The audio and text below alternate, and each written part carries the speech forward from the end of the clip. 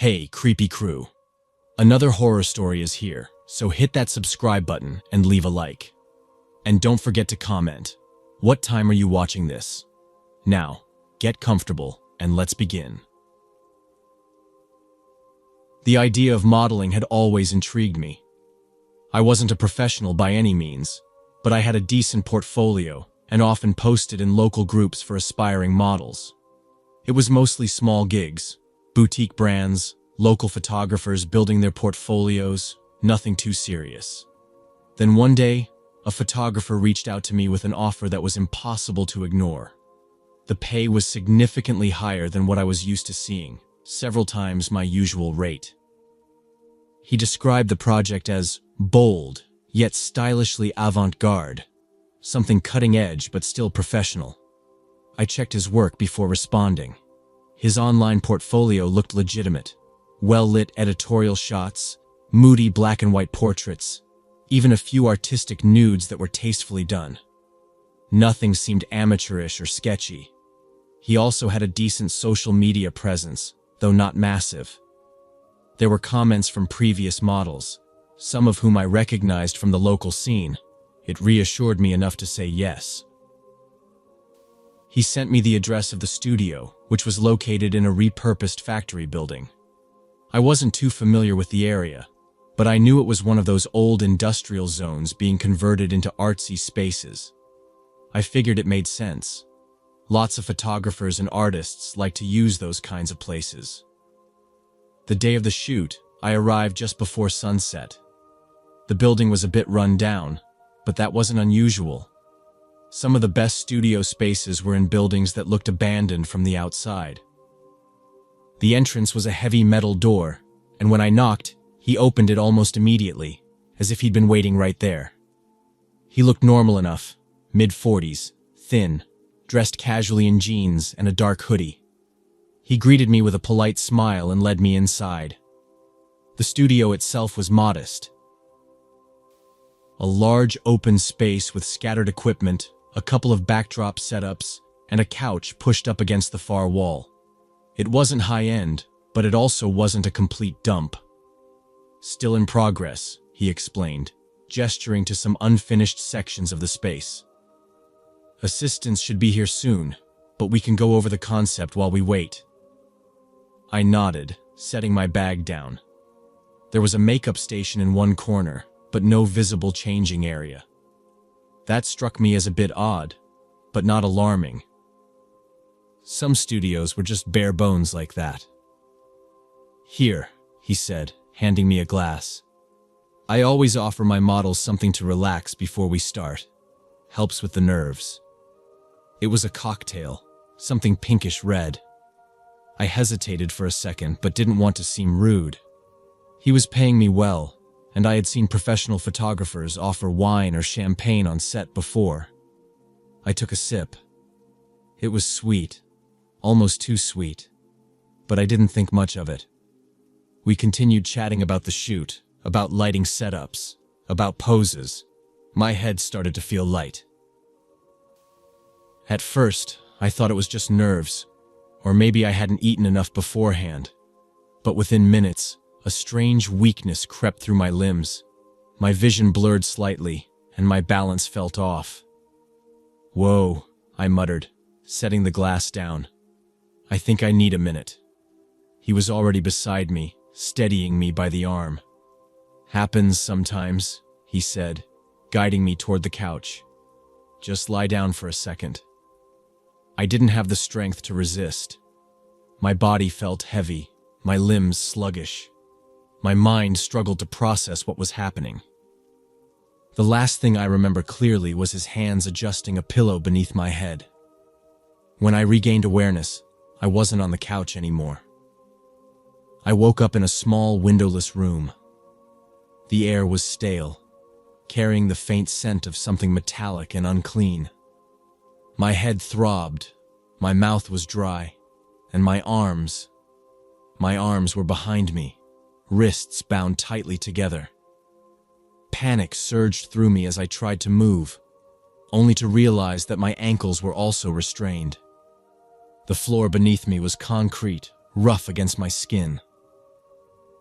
Directly in front of me stood a tripod-mounted camera, its red recording light blinking.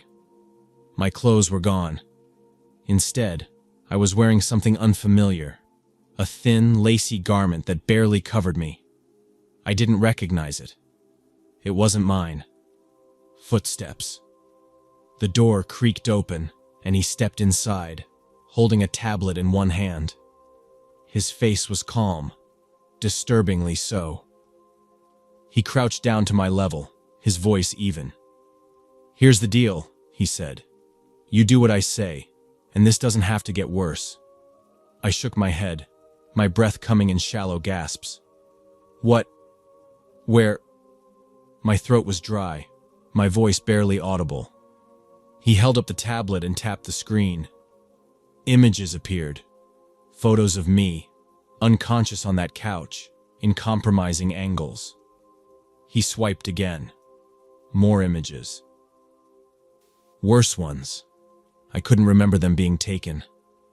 "If you don't cooperate," he continued, "these go everywhere. You'll never live it down. Your family, your friends, they'll all see you like this." I stared at him, trying to suppress the rising nausea. "Or," he said, standing up, "you behave, and I keep these between us." My eyes darted to the corners of the room. No windows. A single, heavy door. The only light came from a bare bulb overhead. He turned to adjust the camera. "The first stream starts soon." I screamed. I screamed as loud as I could, hoping someone, anyone, would hear me. But the walls were thick, and the only person who appeared was another man I hadn't seen before. Taller, broader, a silent presence who walked in, adjusted something on a laptop, and left without a word. The first night was the longest of my life. The days blurred together. I lost count. There was no clock, no way to tell if it was morning or night. The only constant was the light from the camera and the men who came in and out, each time with new demands, new instructions. The streams were live. I realized that quickly. There were people watching, paying. The photographer and his accomplice treated it like a business. They spoke in numbers, transactions, cryptocurrency. They took orders, specific requests from faceless strangers in hidden corners of the internet. The restraints never came off, except when they needed me to move a certain way. If I resisted, they tightened them. If I screamed, they gagged me. If I cried, they ignored it. Food was minimal. Water was given only when necessary. They wanted me weak, compliant. And it was working. At some point, I stopped fighting. Not because I wanted to, but because my body was giving up. Then one night, something changed. A noise. Distant at first. A door slamming somewhere above. Raised voices. Heavy boots on metal stairs. The two men in the room froze. The taller one muttered something and grabbed the laptop, moving fast.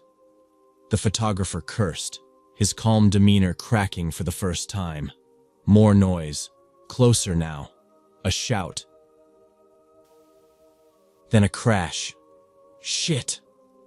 The photographer lunged for the camera, but before he could touch it, the door burst open. Armed officers flooded the room, weapons raised, shouting commands. The taller man bolted, but he didn't get far. A deafening thud as he was tackled to the ground. The photographer raised his hands, his mouth moving, trying to explain, to negotiate, to lie his way out.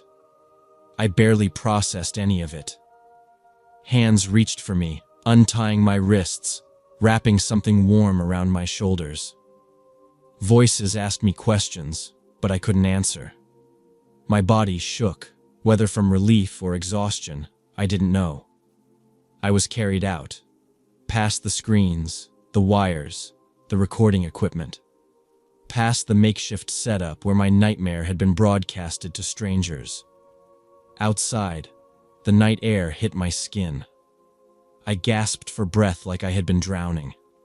Somewhere in the chaos, someone murmured, "You're safe now." But I knew that wasn't true. Because the footage was out there, and I would never be safe again.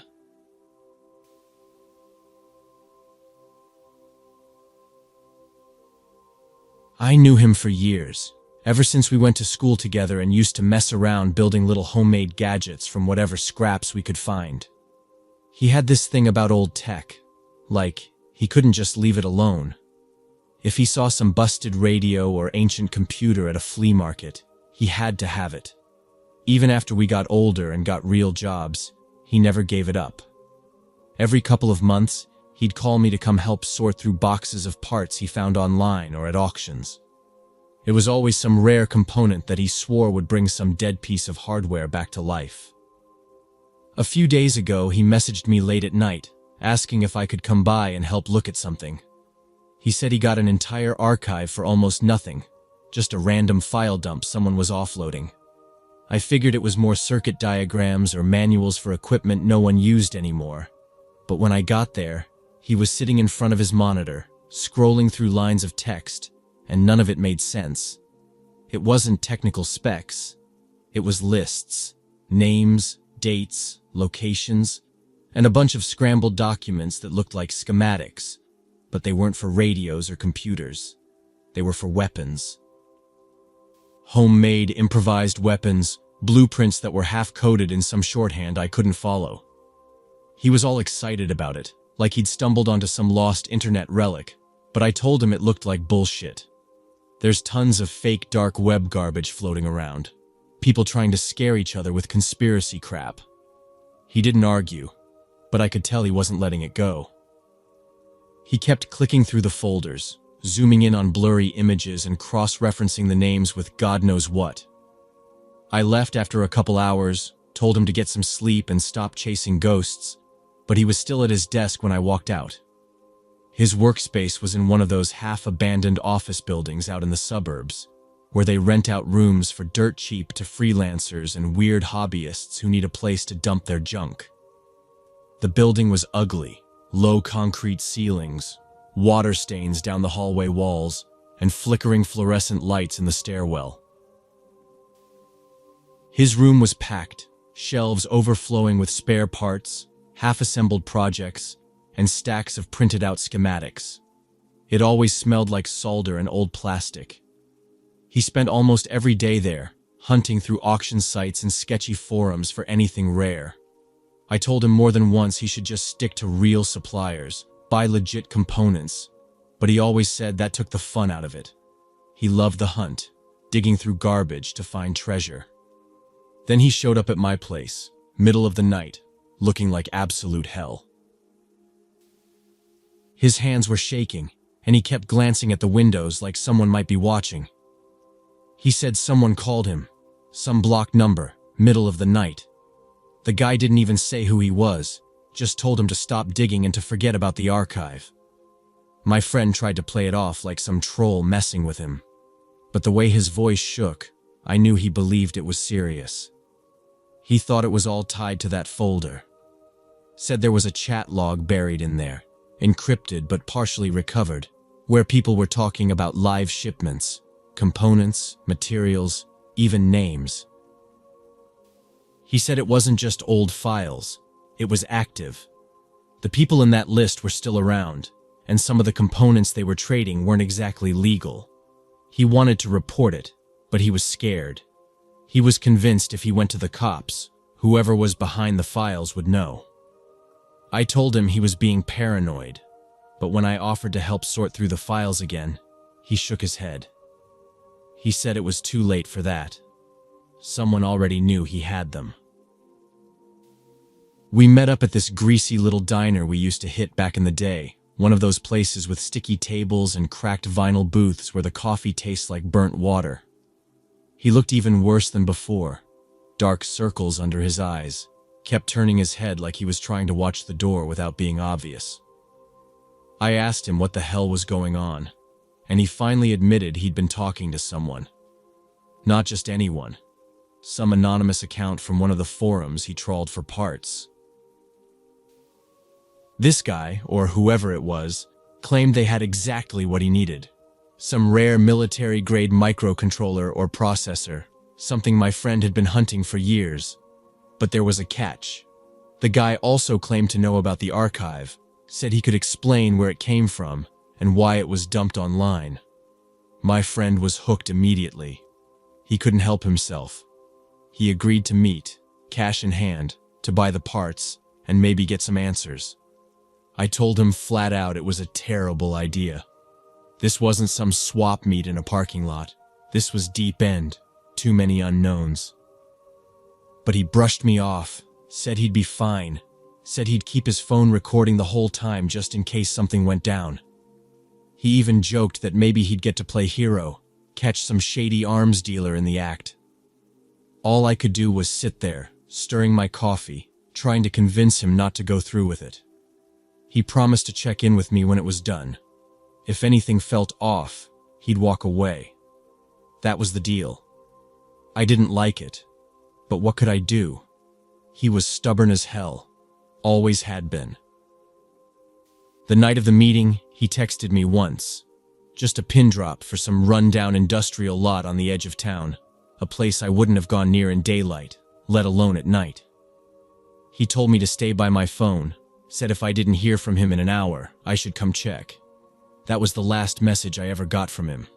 I waited, watched the clock, tried to convince myself I was being dramatic. But as soon as that hour passed, I grabbed my keys and drove straight there. The lot was exactly what I expected. Crumbling pavement, rusted-out fences, and a single streetlight barely holding on. His car was there, parked at an angle like he'd left in a hurry. The driver's door was unlocked, his phone charger dangling from the dash, but no sign of him.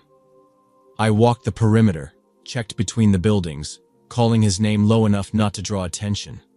The only thing I found was a torn plastic bag near the side door of an abandoned warehouse, the kind of bag he'd used to carry parts. Most of the stuff inside was smashed, like someone had stomped on it. And there was something else. Dark smears on the concrete nearby. Blood. Not a lot, but enough to make my stomach twist. I called the cops, gave them his name, told them everything I knew. They searched the area, even brought in dogs, but there was nothing. No sign of him, no sign of anyone else. His phone was gone. So was the cash. The next day, they found him, or what was left of him. Dumped in an alley behind a strip mall miles away, near the loading dock where the dumpsters sat. His face was almost unrecognizable.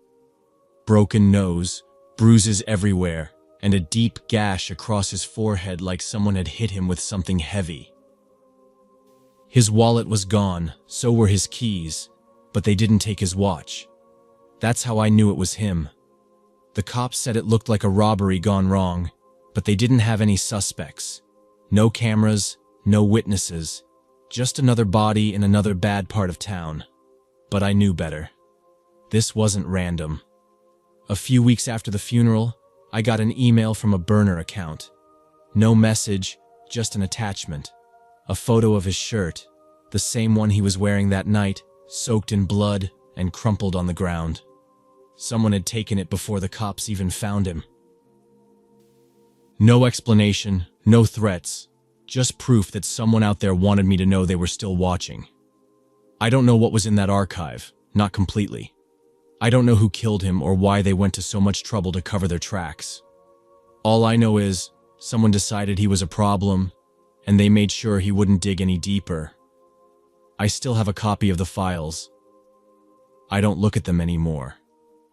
I should delete them, but I can't.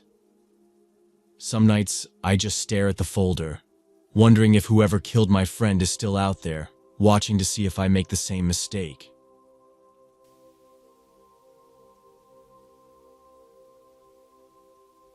My old laptop finally gave out last week.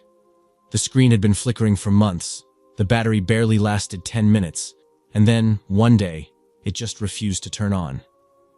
I work at a local auto repair shop and sometimes make extra cash installing GPS systems in cars, so I needed a working laptop. A new one was out of my budget, so I started browsing second-hand listings. After a couple of days, I found a deal that seemed too good to pass up.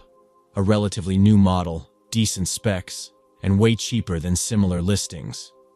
The seller claimed he was upgrading and needed to get rid of it quickly. We arranged to meet in the parking lot of a supermarket not far from my place. The guy showed up on time, wearing a dark hoodie and jeans. He looked over his shoulder a lot, shifting from foot to foot like he was in a hurry. I figured he was just nervous about meeting a stranger for a sale. Pretty common. I asked if everything worked fine, and he assured me it did. He powered it on to show me the login screen. I didn't have much reason to doubt him. I handed over the cash, and he passed me the laptop and charger. His eyes flicked around the parking lot one last time before he muttered, "Take care," and walked off quickly toward a nearby alley. A little weird, but I was just glad to have a working laptop. At home, I plugged it in and booted it up. The system seemed freshly reset, like it had been wiped clean. No personal files, no leftover programs, just a blank slate. That was a good sign, right? I started installing the software I needed, setting up my accounts, and customizing settings. Everything seemed fine. Then I noticed a folder on the desktop. It had a generic name, something like System 32 Backup. I assumed it was something unimportant left over from the reset. I tried deleting it, but an error message popped up. Action cannot be completed. Folder in use. That was odd. I wasn't running anything that should be using that folder. Curious, I tried opening it, but it was empty. I ran a few basic commands to check its properties, and that's when I saw that the folder wasn't really empty. It was just hidden. There were files inside, but I couldn't access them normally. That's when I started getting suspicious. I downloaded some tools to dig deeper and eventually found an encrypted container buried inside the folder. It took me a while, but I managed to crack it open. What I found inside made my stomach drop. The container was filled with documents, videos, and message logs. At first, it was just text, lists of names, transactions, locations. But then I saw the subject lines. Words like shipment, delivery confirmed, and client satisfied. There were mentions of weapons, counterfeit money, forged documents. Then the videos, short clips of security footage, blurred faces exchanging briefcases in parking lots, warehouses with crates stacked floor to ceiling, and pictures. Some of them were of passports, some of them were of people, some of them weren't alive. I sat back in my chair, staring at the screen. This wasn't just some random junk files. It was evidence, proof of something big, something illegal. And now it was on my laptop. I told myself I'd just leave it alone. I wasn't involved, I didn't know these people, and I didn't want to know. I figured if I ignored the folder and just used the laptop for work, nothing would happen. But it wasn't that simple. Every couple of hours, the folder would reappear on the desktop, even after I tried hiding it. Sometimes my screen would freeze for a few seconds. Then the folder would just pop back up. Once, my browser opened by itself and loaded some weird forum page in Russian. I closed it immediately, but I was starting to realize this laptop wasn't just used, it was compromised. The real panic set in when I checked my email the next morning. My inbox was flooded with messages from addresses I didn't recognize. The subject lines were blunt. "We know you have it. Return the files. You made a mistake." Most of the emails were short, demanding that I restore access to the encrypted files.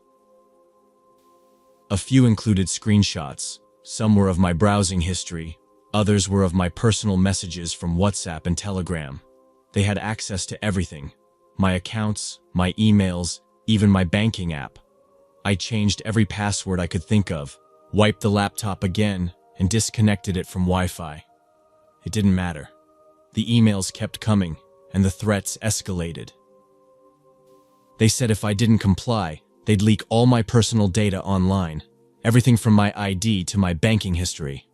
I hit a breaking point and did something stupid. I replied to one of the emails. I told them I wasn't involved, I didn't know anything, and if they didn't leave me alone, I'd go to the police. Not even 5 minutes later, my phone buzzed with a new email. The subject line just said, "Bad decision." Attached were photos taken inside my apartment, my living room, my kitchen, my bedroom. Some were recent, taken that same day. One showed me sitting at my desk, hunched over the laptop, exactly where I was at that moment. I tore the apartment apart, looking for cameras, for anything. I couldn't find a thing, but I knew they were watching. They had access to my phone, my laptop, probably my Wi-Fi router. There was no way to lock them out. The next message was more direct. They didn't want money. They didn't want me to delete the files. They wanted me to work for them. Simple jobs, they said. Pick up a package from one location, drop it off at another. No questions asked. They even offered to pay me, but it was clear the payment was just bait. If I refused, they'd leak everything, and they didn't even have to say it. But I knew they could do much worse. I ignored the first couple of tasks they sent, hoping they'd move on to someone else. They didn't. Instead, they sent me a message with a photo of my younger brother leaving his apartment. Another showed my mom walking out of her office. The message below was simple. Decide. I didn't have anyone to turn to, but I remembered an old client at the repair shop who worked for a private security firm. I figured if anyone could help me lock down my devices, it would be him. I sent him a message explaining what was going on and asked if we could meet up that night. He read it, but before he could reply, my phone lost connection to the network entirely. That was my last warning. The sun had already set when I left the shop that night. I kept looking over my shoulder, half expecting someone to follow me, but the streets were empty. My car was parked a block away, so I cut through an alley to save time. That's when I saw the van. It was parked a little too perfectly, engine running, lights off. I slowed down, trying to decide if I should turn back, when the side door slid open. Two guys in dark clothes jumped out and grabbed me before I could react. One of them shoved me face first into the side of the van, while the other pinned my arms behind my back. They didn't say a word as they dragged me inside. The smell of sweat and oil hit me the second they shut the door. The guy holding me down had a grip like steel, and the other one rummaged through a bag, pulling out a roll of duct tape. They didn't even bother covering my mouth. They didn't need to. "You think you're clever?" One of them finally spoke, his voice low and even. "You think you can mess with us and run to the cops?" I tried to explain, to tell them I wasn't involved, that I didn't even know what they wanted, but they weren't listening. "You stole from us," the other guy said. "You leaked our data. You compromised everything." I had no idea what he was talking about. I didn't leak anything. I barely understood what I was looking at. But to them, it didn't matter. One of them pulled out something sharp, a bolt cutter or some kind of heavy-duty tool. I didn't even have time to scream before he brought it down hard across my forearm. The pain was like nothing I'd ever felt. My whole body locked up, every nerve on fire as blood poured down onto the floor of the van. My vision blurred, and I was pretty sure I blacked out for a second. They didn't even stick around after that. They shoved me out of the van onto the side of the road, still bleeding, and drove off before I could get a license plate. I woke up in the hospital. They told me they couldn't save my hand. The bones were shattered, the tendons severed. They had to amputate just below the wrist. The police asked me questions, but I didn't have answers. I didn't know who they were, what they were protecting, or why they thought I was a threat. The laptop disappeared from my apartment while I was in surgery. The emails stopped after that. No more threats, no more pictures. It was like I never existed. But I still check my locks 5 times a night, and I never buy secondhand anything anymore.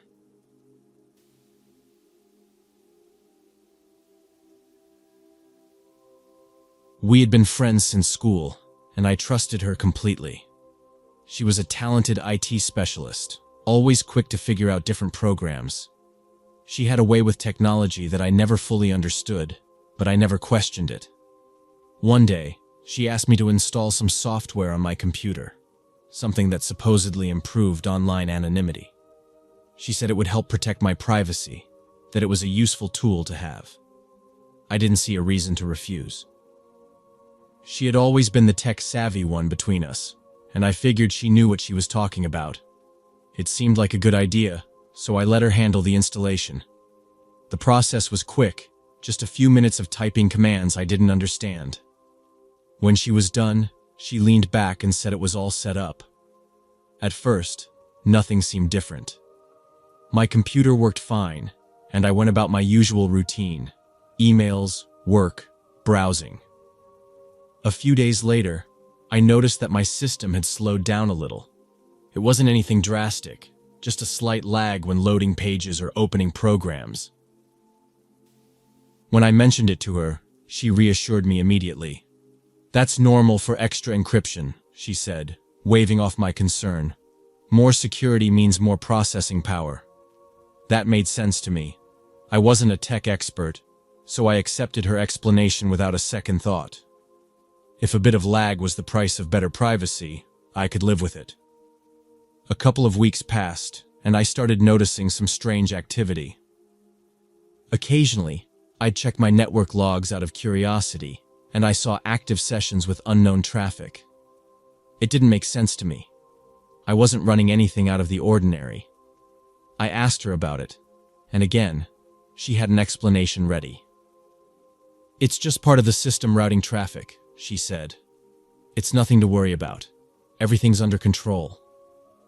She was confident, and I trusted her judgment. So I let it go. Then, something even weirder happened.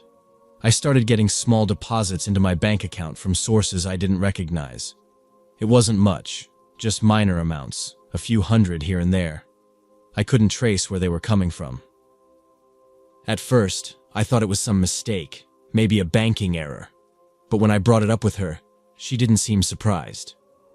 "Oh, that's just some bonuses from my projects," she said casually. "I route a few things through your system since it's more secure now. It's a way to distribute some extra earnings." That explanation sounded odd, but she spoke so matter-of-factly that I didn't push further. The money didn't seem to be a problem, and honestly, a little extra cash wasn't unwelcome. She had always been involved in different freelance tech gigs, so I assumed it was just part of her work. I ignored the signs.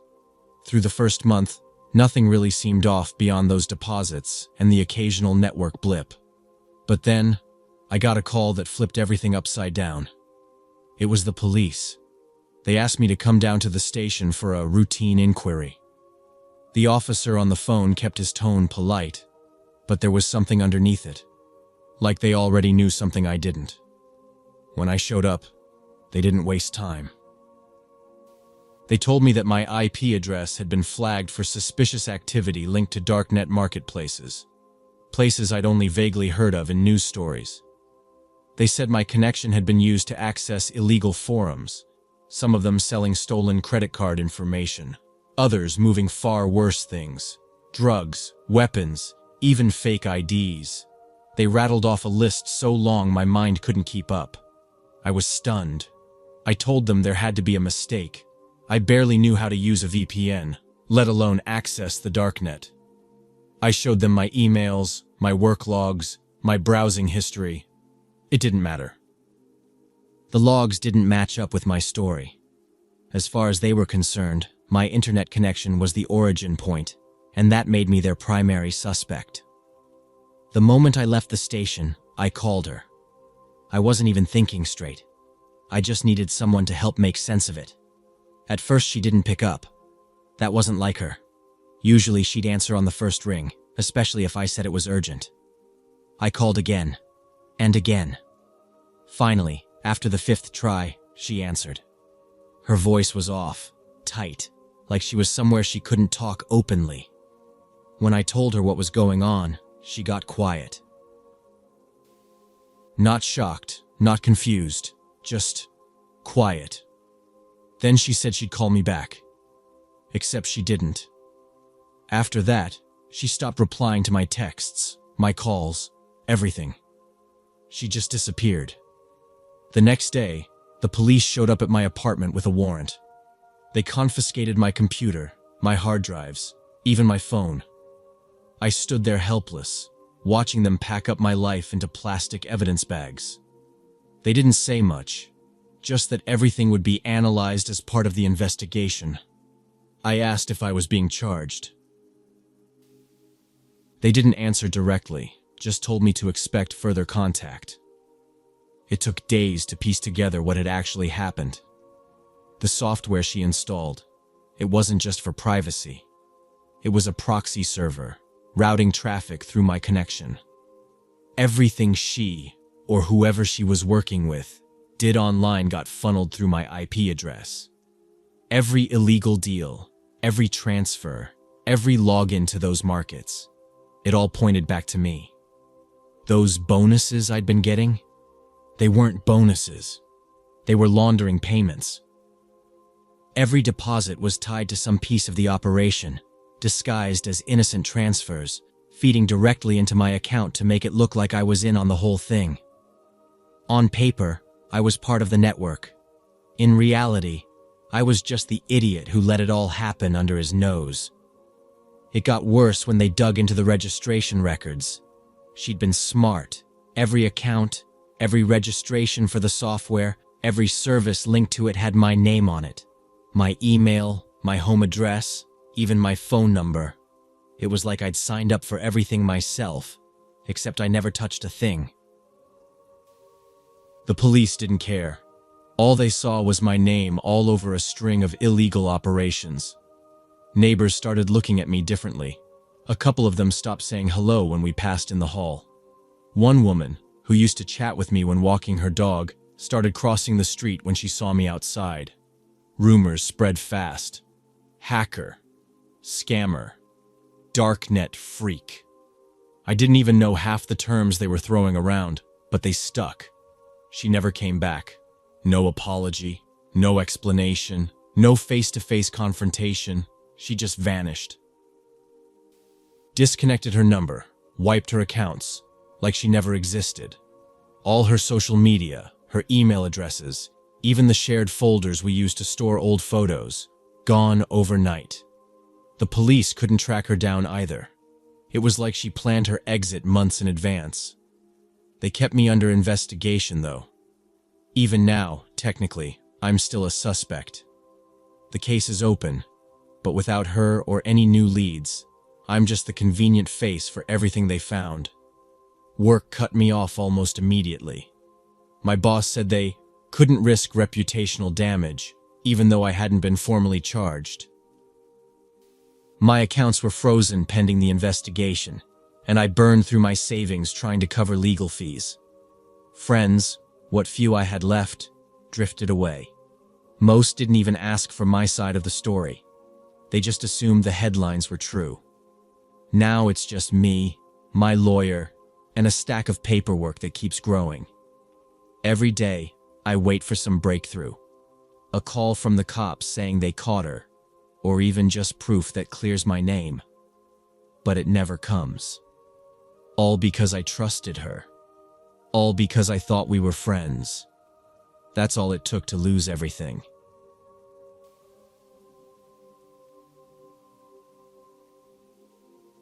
My son got really into computer games. Every free moment he had was spent watching streams or playing online matches. He talked about new gear, better graphics cards, how much smoother the gameplay would be if he had a proper setup. But we couldn't afford a high-end PC. Money was always tight, and a good gaming rig wasn't exactly a priority. He understood that, never complained, but I could see how much he wanted it. At some point, he decided to earn the money himself. He got a small job delivering advertising leaflets around the neighborhood. It didn't pay much, but he seemed motivated, saying he'd save up bit by bit. He came home late, tired, but proud of himself. I praised him for his effort, glad he was learning responsibility. Then, after a while, I noticed something strange. He suddenly had more money than his delivery job could realistically provide. One day, I saw a few crumpled bills on his desk, more than he should have. Another time, he bought a mechanical keyboard, a high-end one, without mentioning it beforehand. When I asked how he could afford it, he shrugged and said, "I had some freelance work. Took a few orders online." That answer didn't sit right with me. I asked what kind of freelance work, but he was vague. Just some stuff. Helping out. He never gave details. I wanted to believe him. Maybe he was doing small design gigs or coding projects. He was smart with computers after all. But something about his tone felt off. Then I started noticing things that made me uneasy. His phone had new apps I didn't recognize, ones that weren't the usual social media or gaming platforms.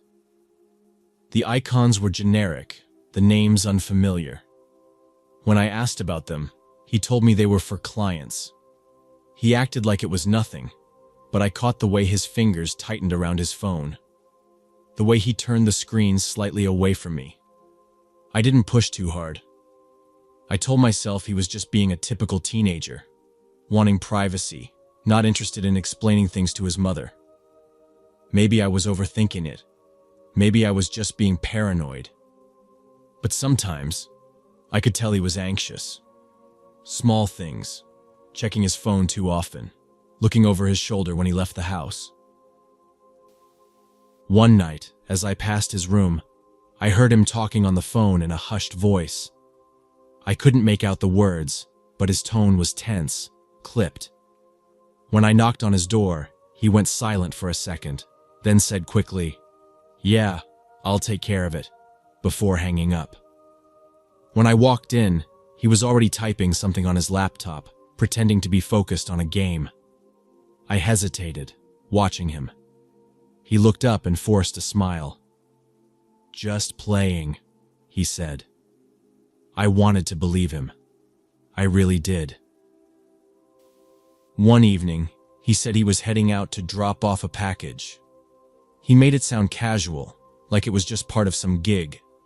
He promised he'd be back in about an hour. I told him not to be too long. It was already getting dark, and he said, "It's fine, Mom. I do this all the time." He grabbed his backpack, slung it over one shoulder, and left before I could say anything else. That hour passed. Then another.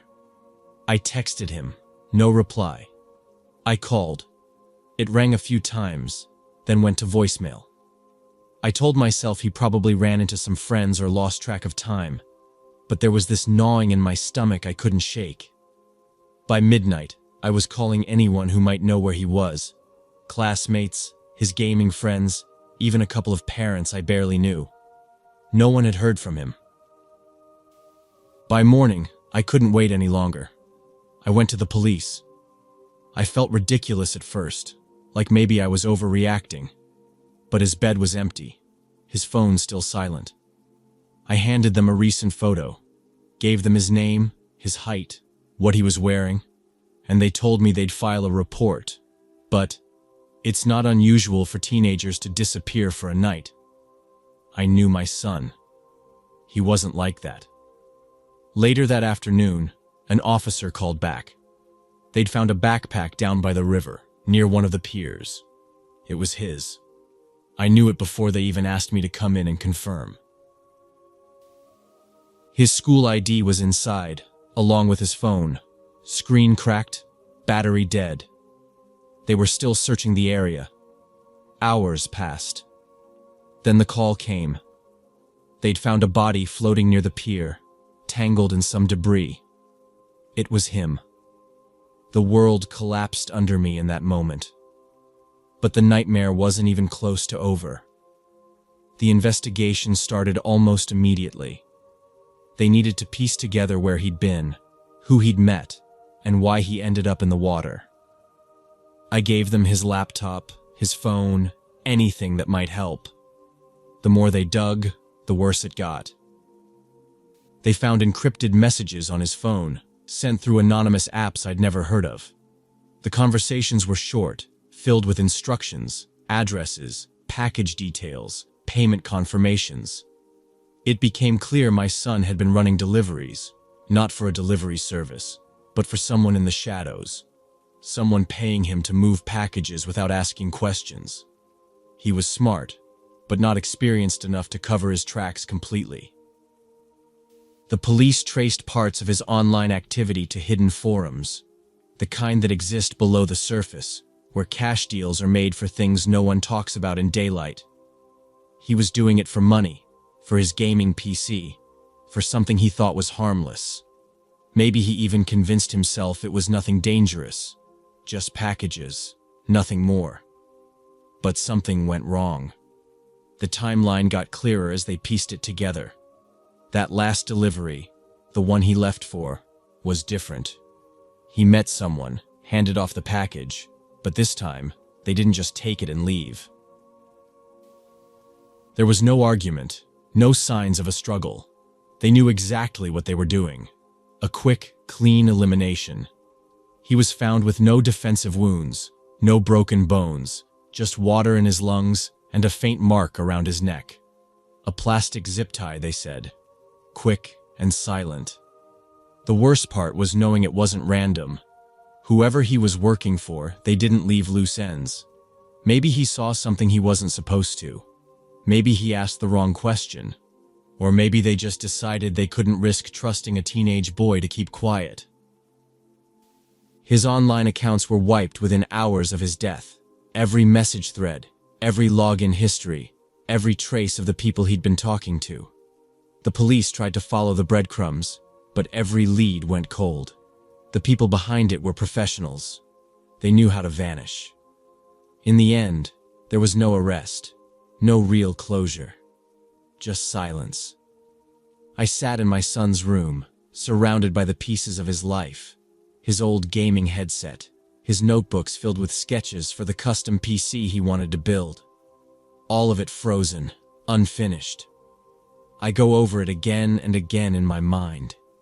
If I'd asked more questions, if I'd pushed harder, if I'd made him talk to me, would he still be here? Could I have stopped him from walking out that night? That backpack on his shoulder? That promise to be back in an hour? But the answers never come. Just the silence of a room that will never be filled again, and a son who just wanted a gaming PC and paid for it with his life.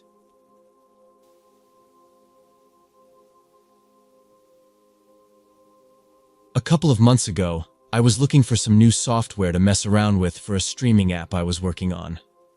Nothing serious, just something to make my life easier. I was going down the usual rabbit hole of forums, old GitHub pages, and Telegram groups when I stumbled across this anonymous channel that didn't look like the others. It wasn't just some developer hangout or a tech support dump. People were talking about true freedom of speech and total anonymity in a way that felt weirdly cult-like. It wasn't like regular trolling either. There was something too serious about it. The channel was invite only, but after I lurked for a while, someone DM'd me and asked if I wanted in on a real community. No usernames, no profile pics, just a short message and a link. I was bored, and I'd been in plenty of toxic Discord servers before, so I figured, why not? The link took me to a private chat that was already in full swing when I joined. At first glance, it was exactly what I expected.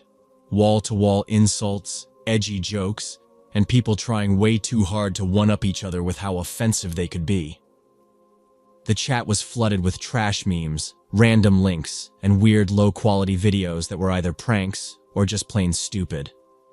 I thought I'd seen the worst corners of the internet before, so I wasn't exactly shocked. It felt like a regular cesspool, the kind where people say the worst stuff just to get a reaction. I muted it after a few minutes but didn't leave. It was just background noise while I was working on something else. A few days later, I noticed notifications popping up from that chat. It wasn't just memes anymore. People were posting actual videos, real stuff, not staged. fights in parking lots, people getting harassed in the street, random assaults filmed from far enough away that the victims had no idea they were being recorded. At first, I assumed it was just old footage from Reddit or Telegram, recycled for shock value. But the timestamps were too recent. Some of the videos were from just a day or two earlier, and the locations had street signs and shop fronts I recognized. They were local. I'm talking places I'd walked past dozens of times, sometimes on my way to work. The more I scrolled, the worse it got. These weren't just fights that broke out randomly. Some of them were staged. You could hear the people behind the camera talking, joking around, calling the shots. They'd bait someone into an argument, corner them, then film while they were pushed around, humiliated, or worse. It wasn't just fights either. There were videos of people being followed home, people getting threats slipped under their doors, random cars with slashed tires or spray-painted warnings. I told myself it was probably just kids with too much time on their hands, trying to get attention. I knew how online clout worked. But then someone in the chat started bragging. This guy, or whoever they were, started posting screenshots of private messages, DMs with random people they'd set up. They'd pretend to be someone selling concert tickets, or offering a ride share, or just acting like an old friend from high school. They'd get these people to meet up in a parking lot or some public place. Then the videos would show what happened next. Sometimes it was just harassment, but sometimes it went further. One video showed a guy getting shoved into the trunk of a car. I didn't watch the rest. It was too real. I didn't post anything in the chat. I didn't even react. I figured if I just kept my head down, I'd slip under the radar. But then I noticed something I hadn't expected. There were moderators, and they were active. Not just banning people who spammed, but actually tracking who was engaging and who wasn't. If you didn't participate, you got tagged. It wasn't obvious at first, just little things like someone asking why you were so quiet, or calling you a lurker. I brushed it off, but then my DMs lit up. One of the mods messaged me directly, asking why I hadn't posted anything since I joined. No intro, no hey, or what's up, just straight to the point. They said people were starting to wonder if I was a narc. They said the chat had rules, and being silent wasn't one of them. I wanted to just leave, but the message ended with a warning. If you leave without contributing, we'll notice. I froze. I didn't know what to do. Leaving would definitely draw attention, but sticking around and pretending to be one of them made me sick. I decided to just say I was busy with work and hadn't had time to join in. I thought that would be enough, but it wasn't. The next day they tagged me in the main chat. Not a mention, not a DM, a full tag, calling me out in front of everyone. They said I was on probation until I proved I wasn't just there to spy. I had 24 hours to post something or I'd be kicked and followed up with. I didn't know what the hell that meant, but it didn't sound like they were just talking about blocking me. I panicked. I went through my phone looking for anything I could post that would blend in, something harmless but edgy enough to fly under the radar. I found an old video from a concert I went to last year. Some drunk guy getting into a shouting match with security, and I posted it with a caption about how people like that deserve what's coming. It was a stupid move, but they seemed to buy it. One of the mods reacted with a thumbs up, and the chat moved on. I thought I was in the clear, but the next morning I woke up to another message. This time, it wasn't just a reminder to participate. It was a list of names, people from my Facebook friends list, my real friends, my coworkers. Someone had gone through my socials and pulled their profiles, attaching them with messages like, maybe they'd like to know what you've been up to. They were in my accounts. They knew who I was, where I worked, where I lived, where. The message ended with a simple, stay quiet, stay useful. My hands were shaking so bad I could barely type. I wanted to delete everything, my accounts, the apps, even my phone, but I knew it was already too late. They had all my info. They knew exactly how to reach me. I tried to come up with some excuse, something to back away without making it obvious. But the second I typed out, "I've been sick," into the chat, one of the mods replied almost instantly. "Sick, huh? You sure you're not thinking of talking to someone?" The message was too direct, too specific. My stomach dropped. They weren't just suspicious, they were already watching me. Another message followed, this one with a screenshot of my work's website. My face, my title, my direct office line all highlighted. "You're loyal, right? Don't make us check." I logged off everything. Turned off my phone, shut down my laptop, unplugged my router. I even covered the webcam out of pure paranoia. But the silence just made it worse. Every time a car passed my window, every time someone knocked on a door down the hall, I jumped. I couldn't focus at work, couldn't sleep. The whole time, I knew they weren't done. It only took a few hours for the first text to come through. "Block number," all caps. "Where'd you go?" I ignored it, but then came the emails. First to my personal account, then my work inbox. Screenshots from my Instagram, pictures of my apartment building, photos I'd never taken from angles outside my windows. It didn't feel real. It was like I'd tripped into some nightmare where nothing made sense. I deleted my accounts one by one, but it was like cutting off my fingers after someone already had my fingerprints. Too late. Too useless. That night, my doorbell rang. No one ever came to my place unannounced. I froze in my living room, barely breathing, until my phone lit up with a new message. "Open the door." I stood there for a solid minute before the next message came. "We know you're home." I opened the door, just a crack, and there was no one there. But sitting on the floor was a USB drive and a printed photo of me from my building's parking lot. The timestamp was from earlier that afternoon.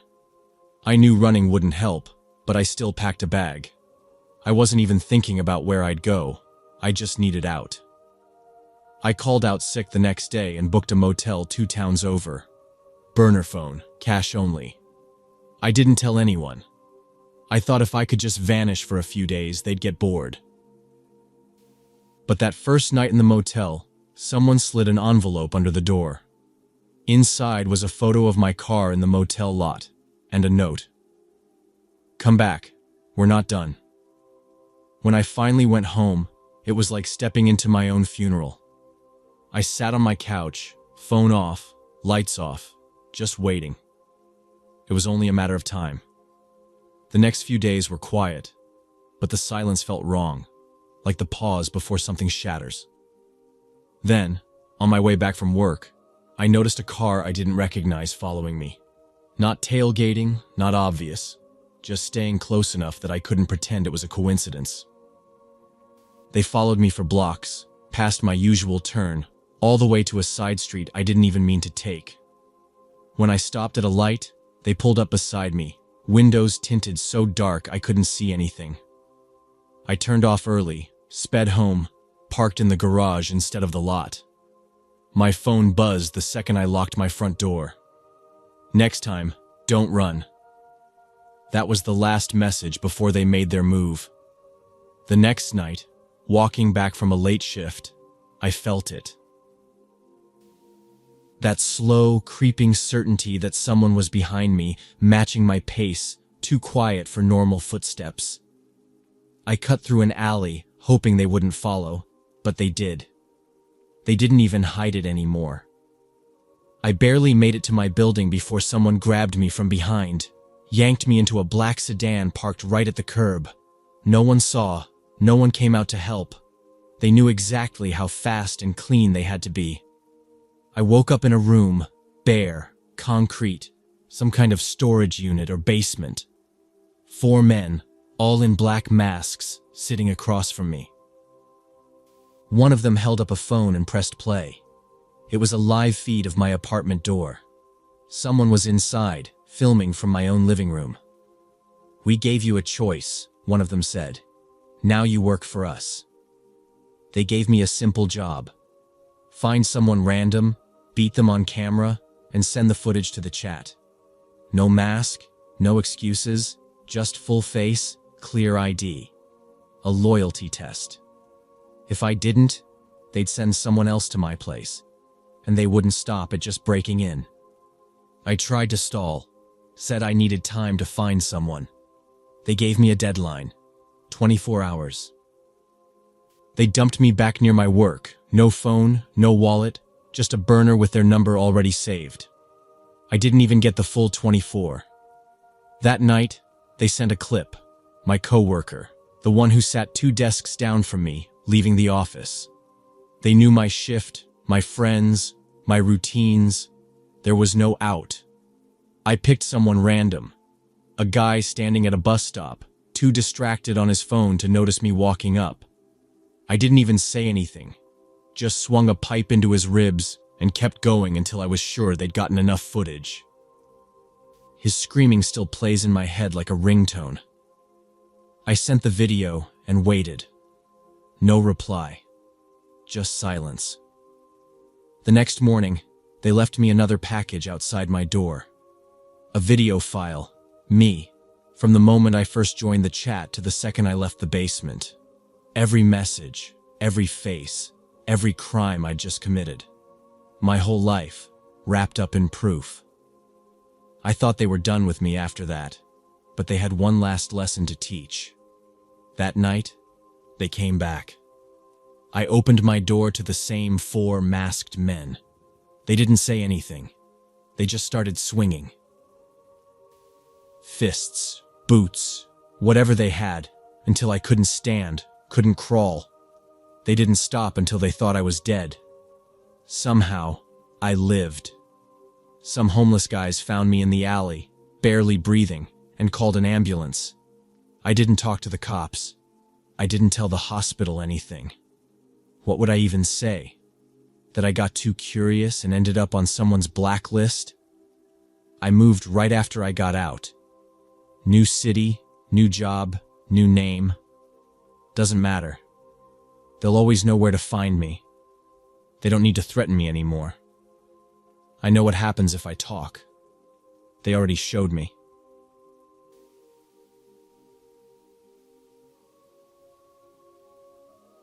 I lost my job after they downsized at the clothing store, and for the first few weeks, I was just scrolling through every job board and local site I could find. I wasn't looking for anything special. Cashier, office assistant, whatever would pay rent. That's when I came across this ad on a local forum, mixed in with house cleaning gigs and tutoring offers. It just said they were looking for web models, promised flexible hours, high pay, and full anonymity. The pay they listed was way higher than anything else, and at first, I figured it was some influencer thing, like hosting live streams or promoting products on camera.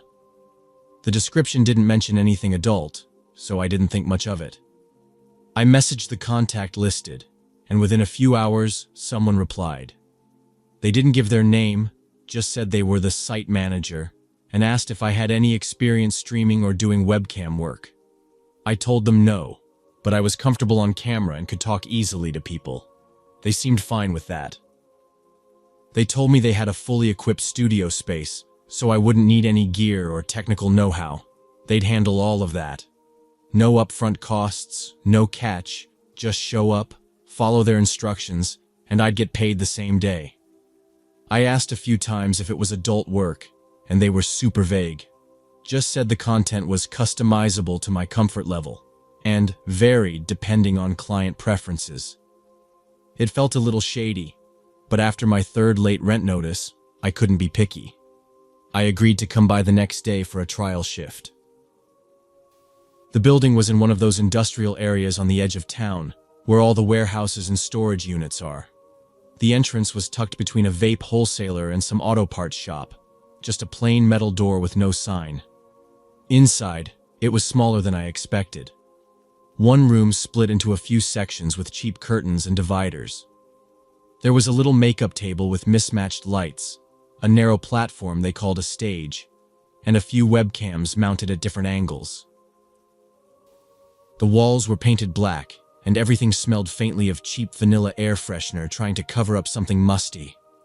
The guy who met me was maybe mid-40s, clean-shaven, wearing a plain sweater and jeans. He introduced himself as Alex, though I had no way of knowing if that was real. He was polite, a little too friendly in that way where someone's rehearsed the same lines too many times. He walked me through the setup, how to log into their streaming platform, how to check incoming messages, and how to adjust the lights and camera angles. Most of the buttons were already labeled, so it didn't seem too complicated. They set up a fresh account for me, no real name, just a generic username they picked, and Alex assured me everything was locked behind a paywall. "It's a private platform," he said. "Only registered clients can see you, and we block screen recording software." I knew that was bullshit, but I didn't say anything. It was clear they'd practiced that line too. The first couple of streams were easy enough. I just sat there, answered messages, smiled into the camera, and read out some pre-written prompts to get conversations going. Most of the audience was polite, a little flirty, but nothing extreme. They'd tip for things like blowing kisses or changing outfits, stuff I could justify to myself as harmless. I never took off more than a jacket, never did anything I couldn't explain away. It wasn't glamorous, but compared to scrubbing toilets or folding clothes for minimum wage, it felt easy money. Alex hung around during those first shifts, offering tips here and there, but he kept his distance. He wasn't pushy, didn't make me do anything I said no to, and always framed things like suggestions, not orders.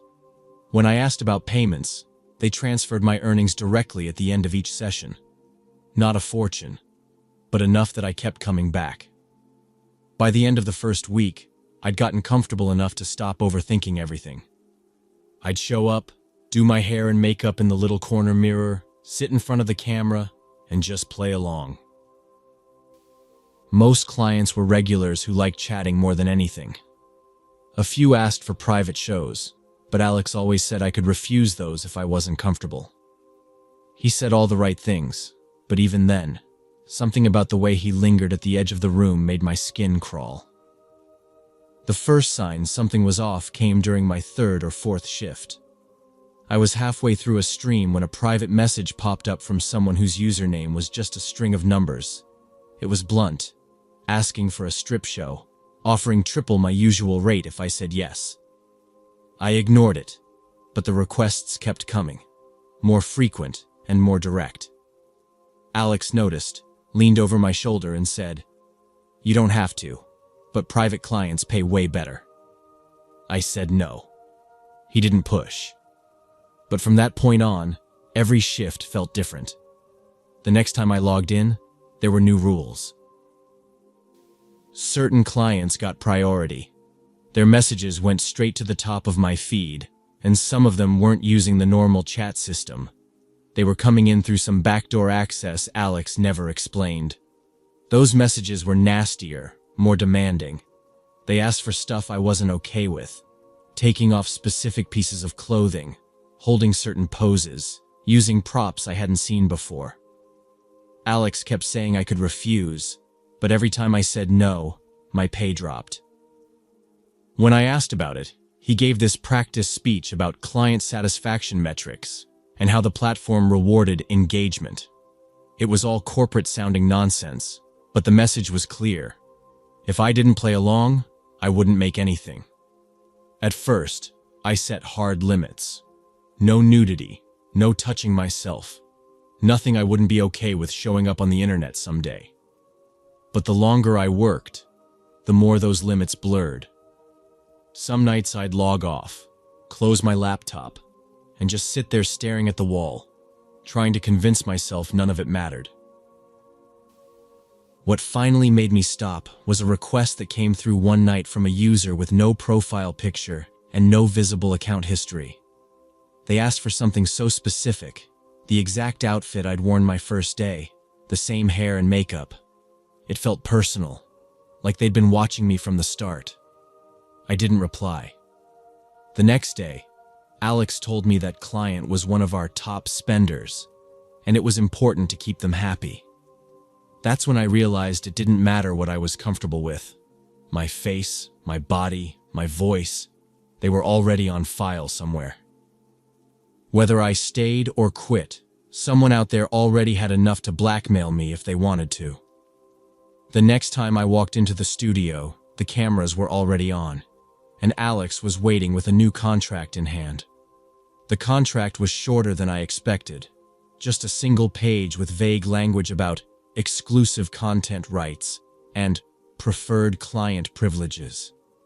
It was clear they didn't care if I read it. Alex just stood there with a pen, waiting for me to sign. I told him I needed time to think, but his whole demeanor shifted. The polite, overly friendly tone was gone. Instead, he said, "Look, we've already invested in you. These clients, they expect consistency. You want to walk? That's fine, but you're not leaving with a clean slate." I didn't understand at first, so I asked what he meant.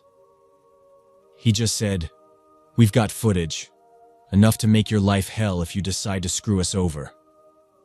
I told him I'd never done anything explicit, but he shook his head. "It's not about what you did. It's about how we frame it." He didn't even need to explain. I knew they'd edited together enough clips, changing clothes, adjusting my bra strap, bending over to pick something up, to make it look like a lot more had happened than really did. My stomach dropped, but I tried to play it cool. I said I wasn't quitting, just asking for a break. He didn't buy it, but he let me leave without signing. That night, I got my first message directly to my personal email. No subject line, just a link to a private folder. Inside were dozens of screenshots from my streams, some innocent, some carefully cropped to look compromising. There were captions under a few, describing acts I never did, and threats about sending them to my family, my old co-workers, even my landlord. The message was simple. Do what you're told, and no one ever sees these. I went back the next day. I didn't know what else to do. At first, they didn't ask for anything too extreme, just private sessions with certain clients who, according to Alex, paid extra for personal attention. It was still just talking, sometimes a bit of dancing, sometimes wearing outfits they sent over. But the requests kept escalating. One client wanted me to show bruises on my thighs, real ones. And when I said no, Alex pulled me aside and said, "If you're not willing to give them what they want, they'll find someone else, and you'll still be on the hook." I asked what that meant, and he spelled it out. They'd make sure the fake videos and pictures ended up online, with my full name attached. They already had my ID from the first day I started. They knew where I lived. If I disappeared, they'd just make me famous in the worst way possible. I couldn't afford to run. I had nowhere to go. So I stayed. The private sessions became more like auctions, where the highest bidder got to decide what I'd do that night. The clients weren't just random perverts. Some of them were regular guys. Others sounded like they were used to giving orders and having them followed. One of them wanted me to read off a script he'd written, describing things I'd supposedly done off camera. The script was detailed, too detailed, mentioning things like the layout of my apartment, the color of my sheets, even the brand of shampoo in my shower. That's when I realized some of these clients weren't just watching. They'd been inside my place. I changed my locks the next day, but it didn't matter. Alex laughed when I told him, "You think a deadbolt's gonna stop them? You're part of the package now." I stopped leaving my apartment unless it was to go to the studio. Even then, I started noticing the same car parked near my building, a black sedan with tinted windows. Sometimes it was empty. Sometimes there was a man inside, smoking and looking straight ahead, never at me. But I knew he was there for me. The next request wasn't a request. It was an order. I was supposed to meet a client in person. No cameras, no stream, just me and him in a hotel room. I said no. Alex didn't argue. He just handed me a phone and pressed play. It was a recording of my little sister leaving her school, walking to the bus stop. The message was clear. If I didn't go, they'd go after her. I went. The man in the hotel room was older, mid-50s maybe, and completely calm. He didn't touch me at first. He just talked, asking me weirdly personal questions about my childhood, my parents, things I hadn't mentioned on any stream. Then he made me undress, slowly, and stand in front of the window while he filmed me from behind. He didn't say a word the whole time, just kept the camera rolling. When I started crying, he told me to smile or he'd start over. I don't know how long it lasted. I barely remember leaving. After that, it was like they knew they'd broken me. The threats got quieter because they didn't need them anymore. I showed up when they told me to, wore what they wanted, did what they asked. The clients got rougher, more specific in their demands. Sometimes they wanted bruises. Sometimes they wanted me to beg. Sometimes they just wanted me to sit there and take it while they screamed insults through the screen. I tried to quit again once, after a particularly bad session where a client told me, in graphic detail, what he'd do if he ever got me alone in person. Alex just shrugged. "You're in this now.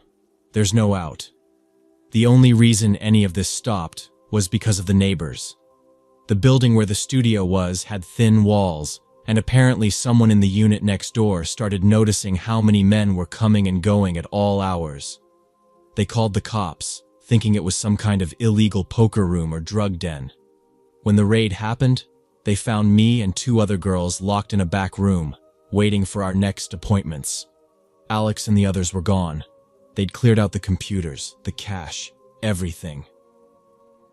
All that was left was us, half-dressed, terrified, and too ashamed to say much at first.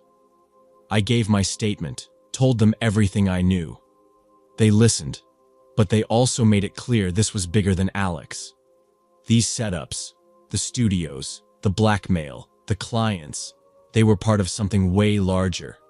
They said these networks move fast, change names, change locations. By the time the raid happened, there were probably 3 new studios running somewhere else. It took months before I stopped jumping every time my phone rang. Even now, I keep the curtains closed, always check the locks twice. And no matter how many times I change my email, every once in a while, I still get a message with no subject line and just a single link. I never click them, but I know they're still watching. My son loved mobile games. He could sit for hours, completely immersed in whatever world was on his screen. I didn't see much harm in it. As long as he kept up with school, I figured it was just a normal hobby for kids his age. He wasn't causing trouble, and if a few hours of gaming made him happy, I didn't see a reason to interfere. One evening, he came to me with an excited look on his face, holding out his tablet. He told me about a mod that all his friends were using, something that made the game more fun, unlocking new features. He insisted it wasn't cheating, just an enhancement, and everyone had it. He begged me to help him install it, saying it would make him fit in with his gaming group. I barely glanced at it, just followed his instructions, clicked through the installation, and handed the tablet back. He was thrilled.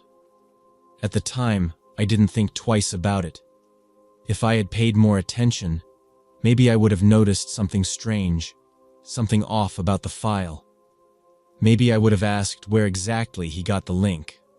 But I was in the middle of making dinner, distracted, and just wanted to keep him happy. Looking back, that moment, that single decision, was probably when everything started. A few days later, my son started mentioning a new friend in the game. He called him the nice uncle. He said this man gave him virtual gifts, rare items, extra game currency. I remember feeling a little uneasy when he brought it up. I asked if he actually talked to this person, but he just shrugged and said they chatted in the game. He seemed happy about it, and I told myself that generous players existed. Maybe it was just someone being nice. Then, another strange thing happened. A package arrived at our house, delivered by a courier. When I checked the label, it had my son's name on it. That immediately struck me as odd. He was too young to be receiving mail. I called him over and asked what it was. He grinned and said it was a prize, something he had won in an in-game tournament. The box wasn't big, but it was heavier than I expected. When I opened it, I found a device inside, something that looked like a router or an external hard drive. It was sleek, black, and had no clear branding. I turned it over in my hands, confused. "What exactly is this?" I asked him. "It's just for the game," he said quickly. "It makes the connection better. The nice uncle sent it." That set off alarm bells in my head. "How does he know our address?" I demanded. My son hesitated, suddenly looking nervous. "I don't know," he mumbled. "Maybe I typed it in somewhere?" I stared at the device, my stomach tightening. Something was wrong. I plugged in the device later that night, thinking maybe it really was some kind of gaming accessory. My son wasn't the most technical kid. He didn't always understand how things worked, and I figured I'd check it out myself.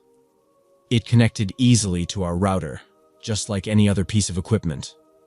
No obvious alarms, no weird screens popping up, so I left it. That's when the phone calls started.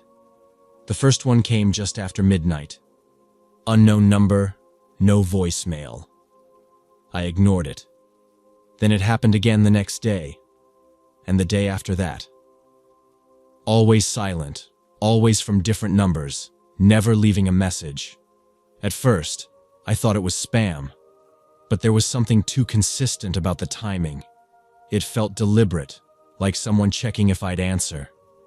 Meanwhile, my son was glued to his tablet. More than usual. I'd walk past his room and hear him whispering into the mic, but every time I opened the door, he'd snap the tablet shut. I asked who he was talking to, and he just said it was the uncle again. I told him to be careful, but he brushed me off. He said the guy was just helping him get better at the game. It wasn't until I saw the photos that I realized how deep this went. I was cleaning up the living room one evening when his tablet lit up with a notification. I glanced down and saw what I thought was a group chat from his game. But right there in the middle of all the memes and game talk were pictures of our house. The front yard, our living room, my son's bedroom, even a shot of me cooking in the kitchen. All recent. All taken from angles that didn't make sense. My stomach dropped. I grabbed the tablet and started scrolling through the chat history. More photos. Some of my son walking home from school, others from inside the house. I couldn't figure out how they got there. My son had never mentioned sending anyone pictures. That was it. I unplugged the router-like device and turned off the Wi-Fi. I told my son that was enough internet for a while. He got upset, said I was ruining his game, but I didn't care. Something was very, very wrong, and I was done brushing it off. The next day, I came home from work a little earlier than usual. The house was quiet. Too quiet. My son was supposed to be home, but when I called his name, there was no answer. I ran to his room. Empty. His backpack was still by the door, his shoes on the mat, but he was gone. Panic hit me like a wave. I tore through the house, calling his name, checking every room, every closet, even the backyard. Nothing. My hands were shaking when I grabbed his tablet off the kitchen counter. The screen was still open to that same group chat. At the top of the feed was a new message. "Your son is safe. If you want him back, prepare a large sum." I couldn't breathe.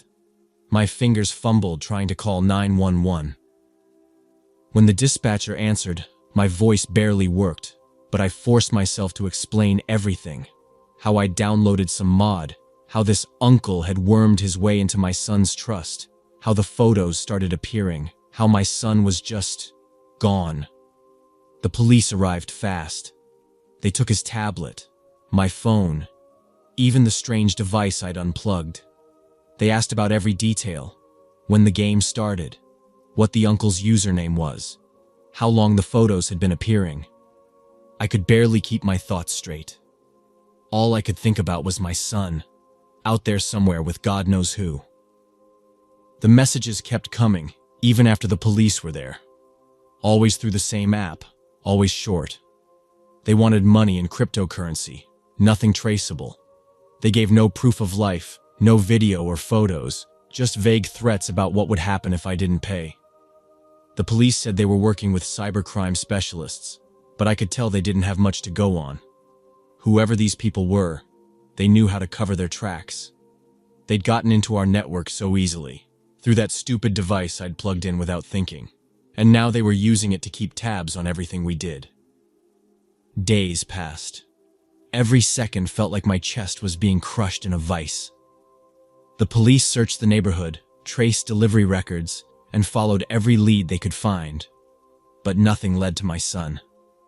It wasn't until nearly a week later that a patrol officer in another state found him. He was sitting on a dirty mattress in the corner of an abandoned house, covered in a blanket that wasn't his.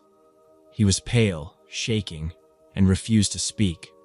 They said he didn't have any visible injuries, but he was clearly traumatized.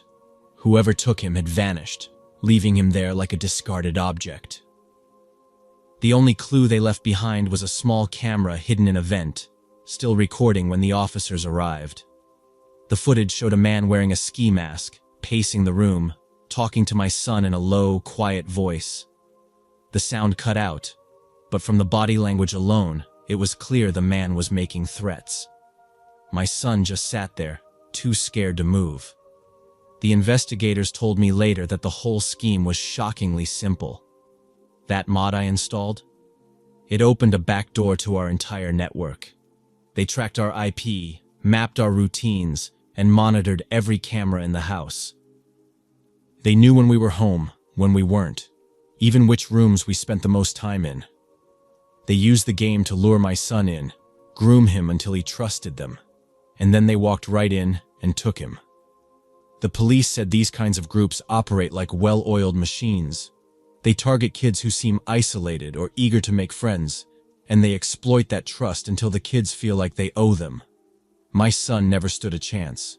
He's home now, but he's not the same. He barely speaks, barely eats. We're in therapy, both of us, trying to piece together what's left of our lives. I've cut off the internet entirely. No games, no tablets, nothing. I don't know if I'll ever feel safe again in my own house. All because I clicked one file, one time without thinking. That's all it took.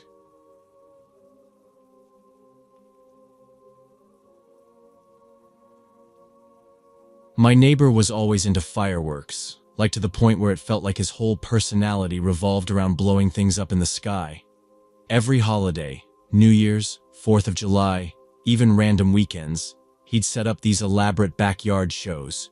He wasn't just buying the cheap stuff from the corner tent either. He'd order online, watch tutorials, even kept a notebook full of sketches and diagrams of how he wanted the fireworks to go off. He used to talk about how one day he'd have his own little fireworks company, a small operation making custom displays for parties and events. At first, it seemed harmless. Some guys are into cars, some into fishing. For him, it was fireworks. In the early days, it was all pretty basic. He ordered from reputable suppliers, stuff anyone could technically get if they knew where to look. Magnesium, aluminum powder, potassium nitrate. None of it raised any alarms because they're all legal if you're just a hobbyist. He'd spend hours tinkering in his garage, the door half open, so the smell of burning fuses would drift into the driveway. Sometimes I'd hear little test pops, nothing too loud, just small controlled bursts. I figured he was just refining the timing or testing how the different chemicals burned. I even stood with him a few times, watching him light these homemade rockets, explaining how he wanted the bursts to form shapes or blend colors in midair. He was always excited when he talked about it, like a kid showing off his Lego creations. He kept saying he was trying to create something unique, effects you couldn't buy in stores. At the time, I thought it was cool. creative even. He wasn't some sketchy weirdo, just a guy who really liked fireworks. But over time, I noticed his experiments were getting more ambitious. The bursts got louder, the tests more frequent. There were days where my windows would rattle just slightly from whatever he was doing over there. But I never thought much of it, just figured he was getting better at his craft. Then, gradually, things started shifting. He became more guarded about what he was doing. The garage door, which was usually half open, was almost always closed now, even when I knew he was inside. If I walked over to say hey or ask what he was working on, he'd give me vague answers, like, just tweaking some formulas, or getting ready for a bigger project. He wasn't rude, just off, like he was nervous talking about it. I chalked it up to him being afraid someone would steal his ideas or something. Around the same time, I started hearing rumors, nothing crazy, just some neighbors mentioning he was behind on his mortgage, that the fireworks hobby was becoming an expensive obsession. It made sense.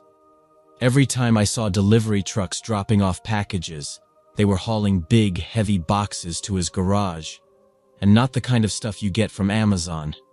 These were industrial crates, some marked with symbols I didn't recognize, others with chemical names I couldn't even pronounce. I should have asked more questions, but at the time, I figured it was just part of his growing hobby. Maybe he found a cheaper supplier or was bulk ordering to save money. It wasn't until one afternoon when I caught a glimpse inside his garage that it really hit me something was off. The door had been left ajar. Not much, but enough for me to peek in when I walked past. The usual shelves were still there, lined with labeled jars and containers, but there were also big plastic tubs, some with faded Cyrillic writing, others with nothing but numeric codes. There were stacks of cardboard boxes, some sealed tight with reinforced tape, and a few open just enough for me to see rows of plastic-wrapped bricks inside. It didn't look like fireworks materials, at least not the kind you'd expect a hobbyist to have. I knocked on the frame and stepped inside, trying to act casual. He looked up, startled, like I'd caught him doing something illegal, which, in hindsight, I probably had. He relaxed after a second, wiped his hands on a rag, and gave me this half-forced smile. "Big shipment," I said, nodding toward the boxes. "Yeah," he said. "Trying out some new stuff. Special orders." "Where'd you get all this?" He shrugged, didn't meet my eye. "Overseas suppliers. Cheaper that way." There was something in his tone that made it clear I wasn't supposed to ask any more questions, so I didn't. I told myself maybe he was just embarrassed about how much money he was spending, or maybe the stuff was technically legal but from some sketchy source. Either way, it felt like a line had been crossed, like this wasn't just a guy with a hobby anymore. This was something else, something bigger. That was the last real conversation we had for a while. After that, whenever I saw him, he was either loading or unloading supplies from his car or carrying sealed buckets back and forth between the house and garage. I'd hear metal clanging at odd hours, sometimes even past midnight. Once, I saw him in his driveway, using a heat gun to seal plastic tubing filled with powder, his hands shaking just slightly as he worked. It wasn't excitement anymore. It was something closer to desperation.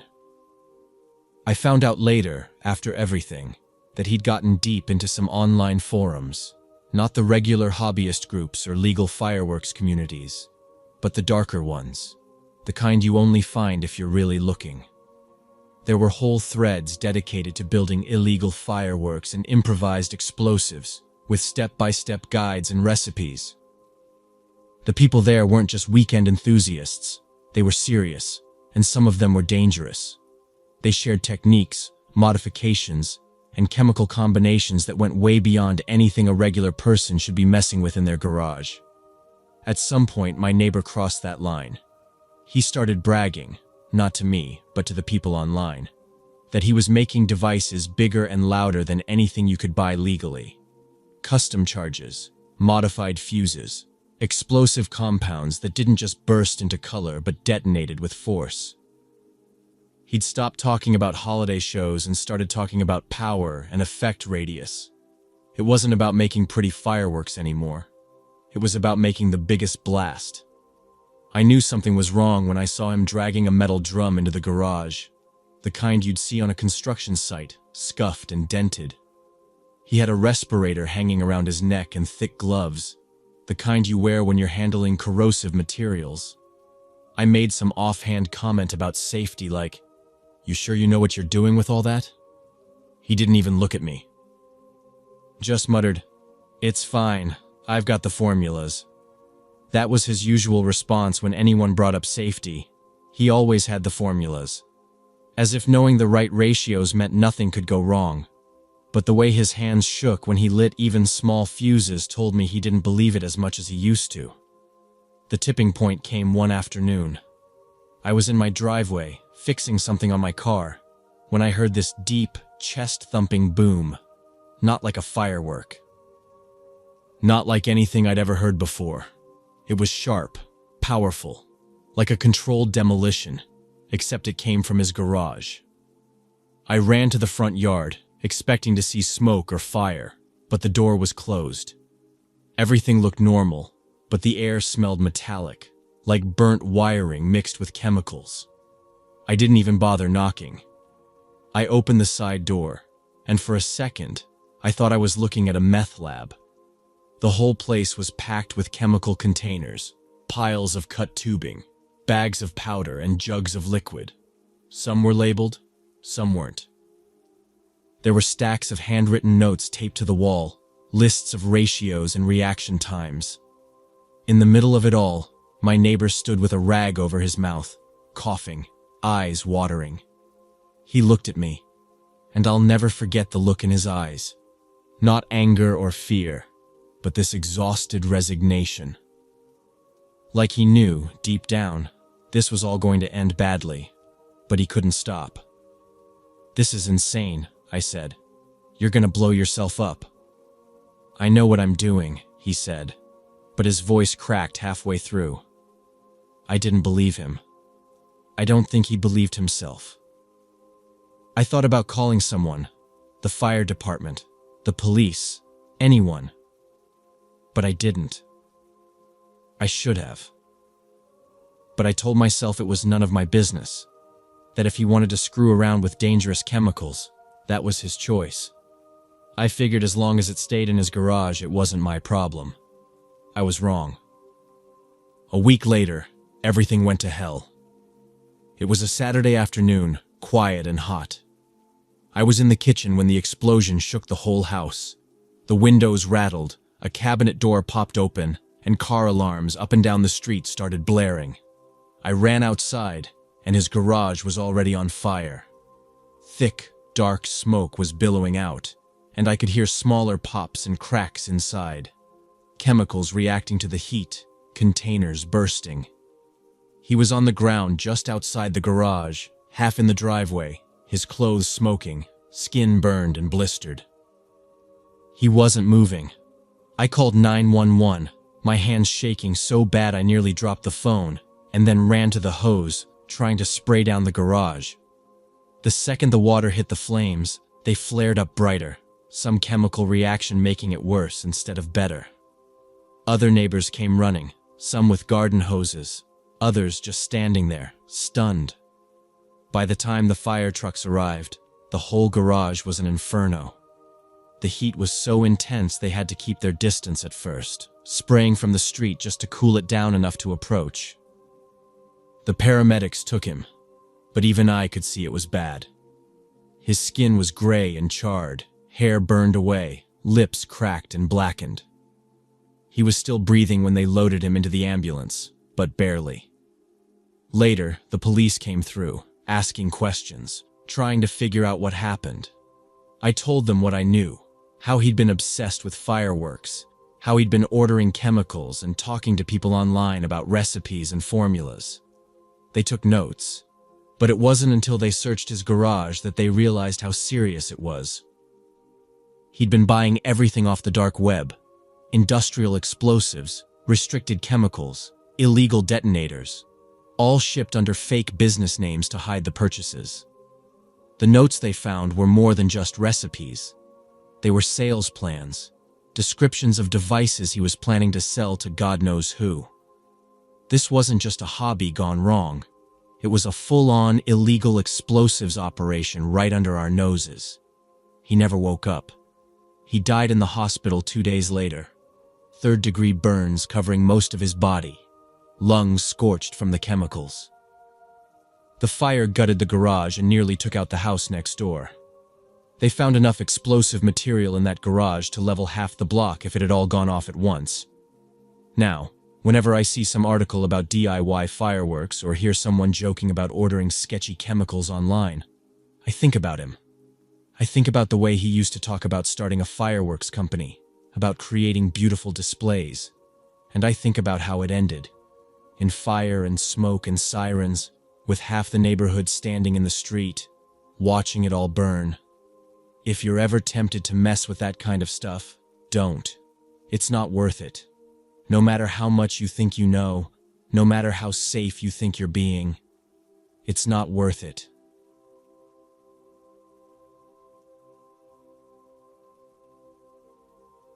It all started as a simple idea to make money off rare chemical reagents that could be resold online for a solid profit. We weren't doing anything crazy, just ordering small batches and distributing them to a handful of steady buyers. Our cramped rental apartment, where we poured liquids into small bottles and packed them up, was always a mess, but we felt like real entrepreneurs. Every now and then, I wondered if this was entirely legal, but Colton always brushed it off, saying, "It's just a licensing thing. No big deal." Over time, we started digging deeper into underground forums, looking for more lucrative deals. That's how we found out about specialized reagents that were harder to get, but sold for way more. Most of our customers were hobbyists, small labs, or tech guys working on niche projects. Nothing about it seemed particularly shady. Just people trying to get their hands on substances that weren't readily available. Then one day, Colton told me he'd found a supplier offering an incredibly low price on a specific reagent. "It's used in microelectronics," he explained. "Nothing sketchy, just industry-grade stuff. But the price is insane." He was excited, convinced this would be our biggest score yet. The shipment was already on its way. The package arrived while I was at the small storage unit we had rented. We kept our larger shipments there since it was easier than dealing with everything in our apartment. When Colton showed up with the box, we opened it right there, expecting the usual neatly labeled bottles. But the contents were different this time. Several glass vials with strange markings we couldn't decipher. The labels didn't match any brand we recognized. Colton examined them closely, frowning slightly. "Probably some off-brand manufacturer," he muttered. "Doesn't matter. The buyer won't care as long as the product is good." We didn't think much of it. The deal was already lined up, and the faster we repackaged everything, the sooner we'd get paid. While we were moving the vials into protective cases, one of them slipped slightly in Colton's hand. It wasn't a big drop, just a few inches, but the glass cracked right along the side. There was this faint, almost oily liquid inside, and a tiny bead of it leaked out onto his glove. Colton swore, pulling his hand back fast, but it was barely a drop. It soaked into the glove almost instantly. Without thinking too much about it, he ripped the glove off, walked over to the utility sink in the corner, and ran cold water over his hand. "Feels fine," he said after a few seconds. "Not even a burn or anything." I was half watching him while still packing the rest of the vials into their foam slots. The shipment was supposed to go out the next morning, and the buyer was already getting impatient. We didn't have time to overthink one leaky vial, so we wrapped the cracked one in extra plastic and threw it in with the rest. Colton was already back to taping up the boxes by the time I glanced over at him again. His hand looked normal. No redness, no swelling, nothing. Neither of us knew what the hell that liquid was. The paperwork that came with the shipment was vague, just some reference numbers and the usual nonsense disclaimers.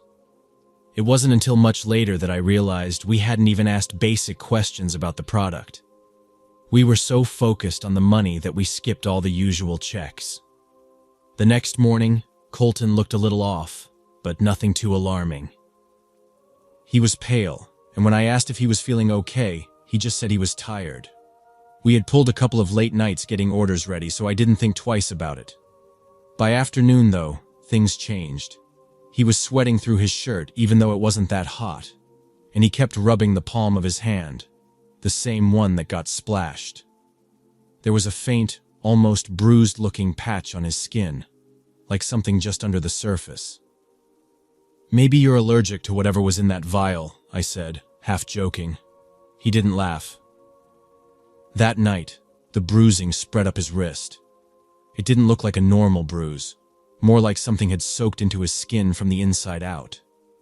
The veins in his hand looked darker, almost like they were tracing some invisible path up his arm. By the next day, he couldn't hide how bad it was. His hand was swollen, his skin was blotchy with weird dark spots, and he kept saying he felt lightheaded. I told him to go to urgent care, but Colton, always paranoid about anything medical, insisted he'd be fine if he just took it easy. But by the afternoon, his legs were shaking just from standing up, and he was so nauseous he couldn't eat. When he nearly passed out trying to walk from the kitchen to the bathroom, I forced him into the car and drove him to the clinic myself. The doctor looked at his hand for maybe a minute before asking what he'd been exposed to. When we said we didn't know exactly, just some kind of industrial reagent, they took blood and ran a bunch of basic tests. Everything came back normal. No sign of infection, no obvious toxins. They gave him some fluids, told him to rest, and sent us home. That night was when things really spiraled. Colton woke up around 3 a.m., vomiting into the bathroom sink. I could hear him retching from the other room, and when I went to check on him, he was so pale his lips looked gray. His hand, the same one, was shaking uncontrollably, and the dark veins had spread up past his elbow. I told him we were going to the ER, no arguments, and this time he didn't fight me. They admitted him immediately. His heart rate was all over the place, and his temperature kept spiking and then dropping suddenly. They moved him to isolation, but no one could tell me what was wrong. Toxicology came back clean again.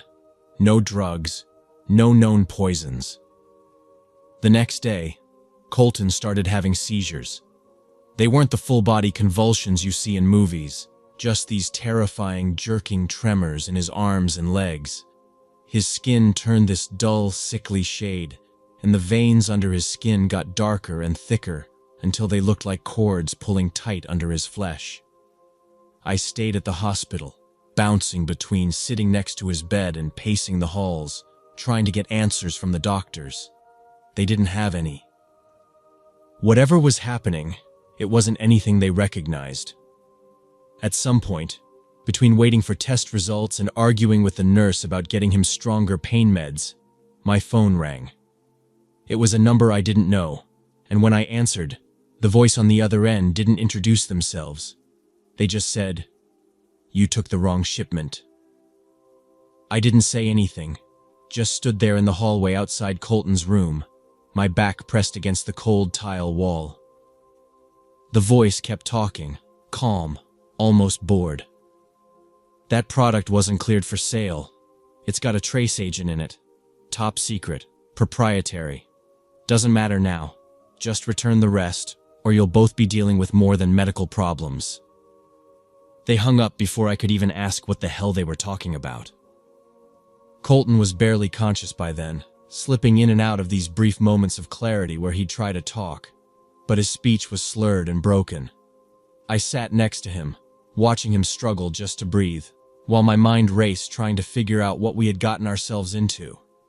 The doctors never figured it out.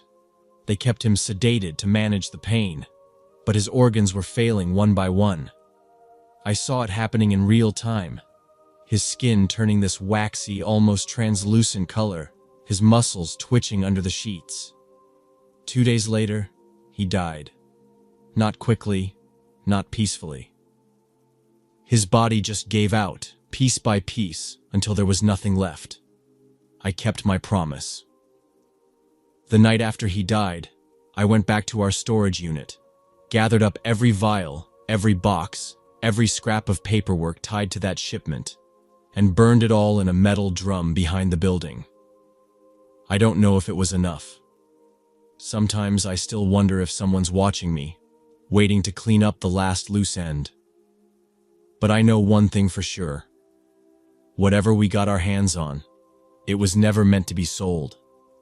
And Colton paid for that mistake with his life.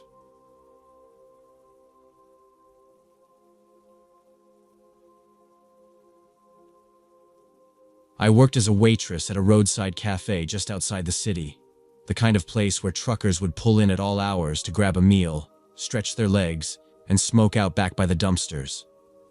My shifts were long, tips were hit or miss, and the pay barely covered the rent for the tiny room I rented from an elderly couple who lived on the edge of town. The room was cold in the winter, stifling in the summer, and the walls were thin enough that I could hear their ancient television set droning on well past midnight. But it was cheap, and cheap was all I could afford. One night, just after cleaning up the last table and locking the front door, I found a small, glossy business card left near the cash register. It didn't look like anything special, plain white with black text, but the message printed on it stopped me cold. Here's your chance to get rich, if you're not afraid of risk. There was a web address underneath, no phone number, no company name. I slipped it into my apron pocket and didn't think about it again until I got home and sat on the edge of my narrow bed, rubbing my sore feet. Curiosity got the better of me. The link led to a forum, one of those invitation-only corners of the internet that looked like it hadn't been updated since the early 2000s. The posts were mostly anonymous, but all circled around the same topic: surrogacy. Not the kind you hear about on the news, with agencies and lawyers. This was private, unregulated, and paid in cash. The numbers they were throwing around were unreal. Enough to cover years of rent, enough to finally get out of that cramped room, enough to start over somewhere else. I spent hours reading through old threads, trying to separate reality from scams. Most of the posts were short, more like classified ads than actual conversations. But every now and then, someone would write a long account of their experience. Medical procedures done in strange clinics, months spent isolated in remote houses, payouts that either changed their lives or disappeared the moment the baby was born. There were warnings too, of course, but they were vague. No names, no locations. Just hints about contracts with fine print no one could understand and agreements you couldn't back out of once you signed. I wasn't stupid. I knew this wasn't above board. But when you're broke, when you're barely scraping by and someone dangles a number in front of you that could wipe all your problems away, it's hard to walk away. I filled out the contact form. Name, age, basic health history, a grainy photo I took in my bathroom mirror. I hesitated for a long time before I hit send, but in the end, I did. It only took a day for them to respond. A message landed in my inbox from someone calling themselves a coordinator. No name, no title. Just coordinator. They said they had a client, someone very wealthy, very private, who needed a surrogate immediately. There wouldn't be any interviews, no back and forth negotiations. If I was willing to agree to total anonymity and relocate for the duration of the pregnancy, they'd pay half the money up front. The rest would come after delivery. The contract was attached, a dense legal mess that I barely understood even after reading it 3 times. There were clauses about confidentiality, about forfeiting outside medical care, about agreeing to follow all health directives from their assigned doctors. I told myself it was just fancy legal talk, the kind of stuff rich people add to every contract to protect themselves. I signed it electronically and hit send before I could think about it too much. That night, I packed a single duffel bag, a couple changes of clothes, a toothbrush, my phone, and waited by the curb at dawn. A black SUV pulled up right on time. The driver never said a word, just opened the door and waited for me to get in. The drive took hours, heading far outside the city until the landscape turned to nothing but open fields and long, unmarked roads. The private residence I'd been promised was more like a compound, tucked behind a tall gate with security cameras mounted along the perimeter. The gate slid open as we approached, then closed again behind us with a metallic clunk. Inside, the house itself was beautiful. Polished wood floors, wide windows overlooking a lake, a kitchen stocked with fresh food. My room was bigger than my entire apartment back home, with a private bathroom and a balcony. The first few days felt almost like a vacation. There was a chef who prepared every meal, a housekeeper who replaced the linens every morning, even a small indoor pool tucked away in a side wing. The coordinator, who I only ever spoke to through my phone, reminded me to rest, to enjoy myself while I could. They said the doctors would arrive soon to begin treatments, but until then, I was free to relax. It didn't take long for the luxury to feel more like a trap. My phone stopped working 2 days after I arrived. At first, I thought it was a glitch, maybe no service this far out. But when I asked the housekeeper, she just shrugged. "That's the rule," she said, and nothing else. The landline in the kitchen had no dial tone. The gate stayed locked at all times. The windows in my room, which I realized too late, didn't actually open. The doctors showed up on the 4th day, a man and a woman, both dressed in matching scrubs without any logos or names. They were polite but distant, asking me only the most basic questions before leading me into a small examination room set up at the back of the house. The equipment looked expensive, newer than anything I'd ever seen at the clinics back home. They ran tests, blood work, ultrasounds, all without explaining what they were looking for. The coordinator's voice crackled over the speaker in the room while they worked. "We'll start treatments today. Standard hormone therapy to prepare your body. You might feel a little off, but that's normal." The injections started that afternoon. They didn't hurt much at first. A quick prick in the thigh, a bandage, and that was it. The doctors didn't stick around long after. They left through a side door I hadn't even noticed, one that led to a hallway I wasn't allowed to enter. Meals were delivered to my door, and the housekeeper stopped speaking to me altogether. By the end of the first week, I could feel the drugs working their way through my system. My appetite vanished, replaced by a dull nausea that rolled through my stomach all day. My skin felt tight, almost itchy, like a rash was just under the surface. When I asked the coordinator about it, they brushed it off. Completely normal. Every body reacts differently. I started sleeping less, pacing the hallways at night, staring out at the empty fields beyond the gate. The housekeeper didn't come anymore, and the rooms began to feel colder, the air heavier with each passing day. There were no clocks in the house, no way to tell how much time had passed. But I knew one thing. I wasn't alone. There were footsteps in the hallway at night, soft but deliberate, stopping just outside my door before moving on. The injections continued, and after the second week, the nausea turned into something sharper. A twisting, clenching pain low in my abdomen that came and went without warning. I told myself it was just the hormones doing their job, that this was what I signed up for. No one said this would be comfortable. But when I caught sight of myself in the bathroom mirror, I couldn't ignore the bright red rash crawling up my sides, blotchy and raised, like my skin was reacting to something under the surface. I asked the housekeeper, the one person I still saw face to face, if I could talk to the doctors. She didn't look at me when she answered. "They're monitoring everything. You're fine." I wasn't fine. The pain sharpened every day, flaring up so suddenly I had to grab the furniture to stay on my feet. My legs were weak, and my skin felt stretched too tight. Even drinking water felt wrong, like my stomach couldn't figure out what to do with it. I left messages for the coordinator, begging to speak to someone in person, but the replies were always the same. Mild reaction. Stay hydrated. Everything is proceeding normally. I stopped trying to sleep in the bed. The nights were worse.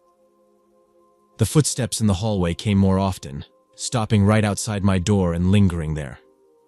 At first, I thought it was just the housekeeper checking on me, but when I opened the door once, there was no one there.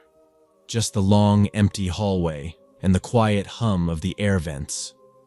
One night, I doubled over in pain so intense I couldn't stand. I curled up on the bathroom floor, sweating through my clothes, too afraid to call for help, because I knew by now no one would come. I woke up hours later, my face pressed to the cold tile, and the rash had spread down my legs. My arms trembled when I tried to sit up. That's when I realized my fingernails were turning a pale, cloudy yellow. I finally snapped. I pounded on the locked door that led to the restricted wing, screaming that I needed a real doctor, that something was wrong. I didn't care if they kicked me out, if they voided the contract. I just wanted out of that house. No one answered. I spent hours slumped against the door, too sick to move, until the housekeeper appeared again with a tray of food I couldn't eat. "Please," I whispered. "Take me to a hospital." She didn't even look at me. Just set the tray down and walked away. That night, the footsteps returned, but this time, they didn't stop outside my door. They came into the room. I was half asleep, curled up on the bed, when I felt the mattress dip under someone's weight. I jerked upright, my heart hammering, but the room was empty. The door was still closed. The footsteps faded down the hall. My skin felt cold and damp, and I couldn't tell if I was hallucinating or if someone had actually been there. The next day, the coordinator's voice crackled over the speaker again. "You need to calm down. Stress affects the process." I don't remember falling asleep that night. I woke up in the dark, my sheets damp with sweat, and my stomach cramping so hard I couldn't breathe. I stumbled into the bathroom, flipped on the light, and nearly slipped on the floor. Blood, dark, streaky smears of it, trailed down my thighs, mixing with the angry red rash. My legs shook under my own weight. Something was very, very wrong. I pounded on the walls, screamed for help until my voice broke, but no one came. I lay on the floor, dizzy, the pain grinding into me until I passed out cold. When I woke up again, everything was different. I was in a hospital, a real one this time. White walls, beeping monitors, the faint smell of antiseptic. My wrists were taped with IV lines, my stomach swaddled in stiff bandages. 2 doctors I didn't recognize were standing at the foot of the bed, their faces tense and unfamiliar. One of them said my name like they were reading it off a chart, then told me I was admitted anonymously. No ID, no personal belongings, just my half-conscious body dumped at the emergency entrance in the middle of the night. I asked where I was. They didn't answer. Instead, they started asking questions. What medications had I been given? What treatments? Who had administered them? I couldn't answer anything with certainty. I had no names, no labels, nothing but the hazy memory of injections and blood work from doctors who never told me their names. I told them about the pain, the rash, the bleeding. One of them glanced at the other, and that's when I saw it, the flicker of something close to alarm. They ran more tests. They said the substances in my system didn't match anything approved for reproductive care. There were compounds they couldn't even identify right away. Experimental, maybe custom-made. Whatever they'd been pumping into me wasn't just hormones. It was something else. Something meant to alter me at a deeper level. And it had gone wrong. The damage, they said, was irreversible.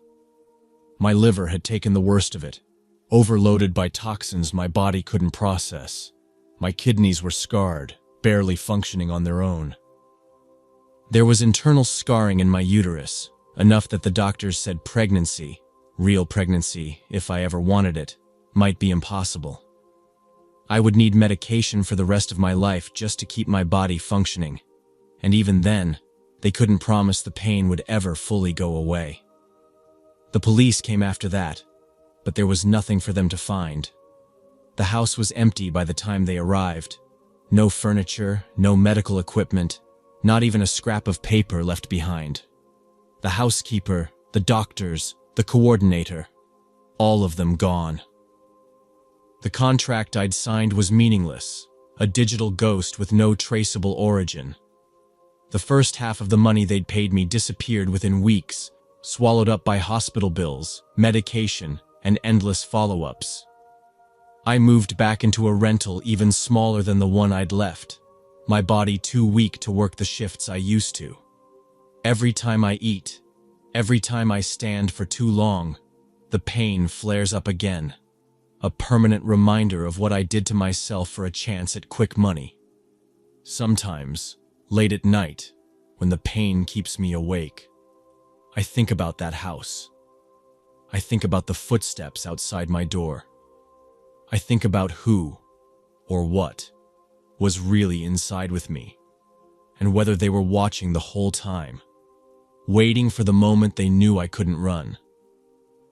I still have no idea who they were, or what they really wanted from me. But they got it, and I'm the one who paid the price.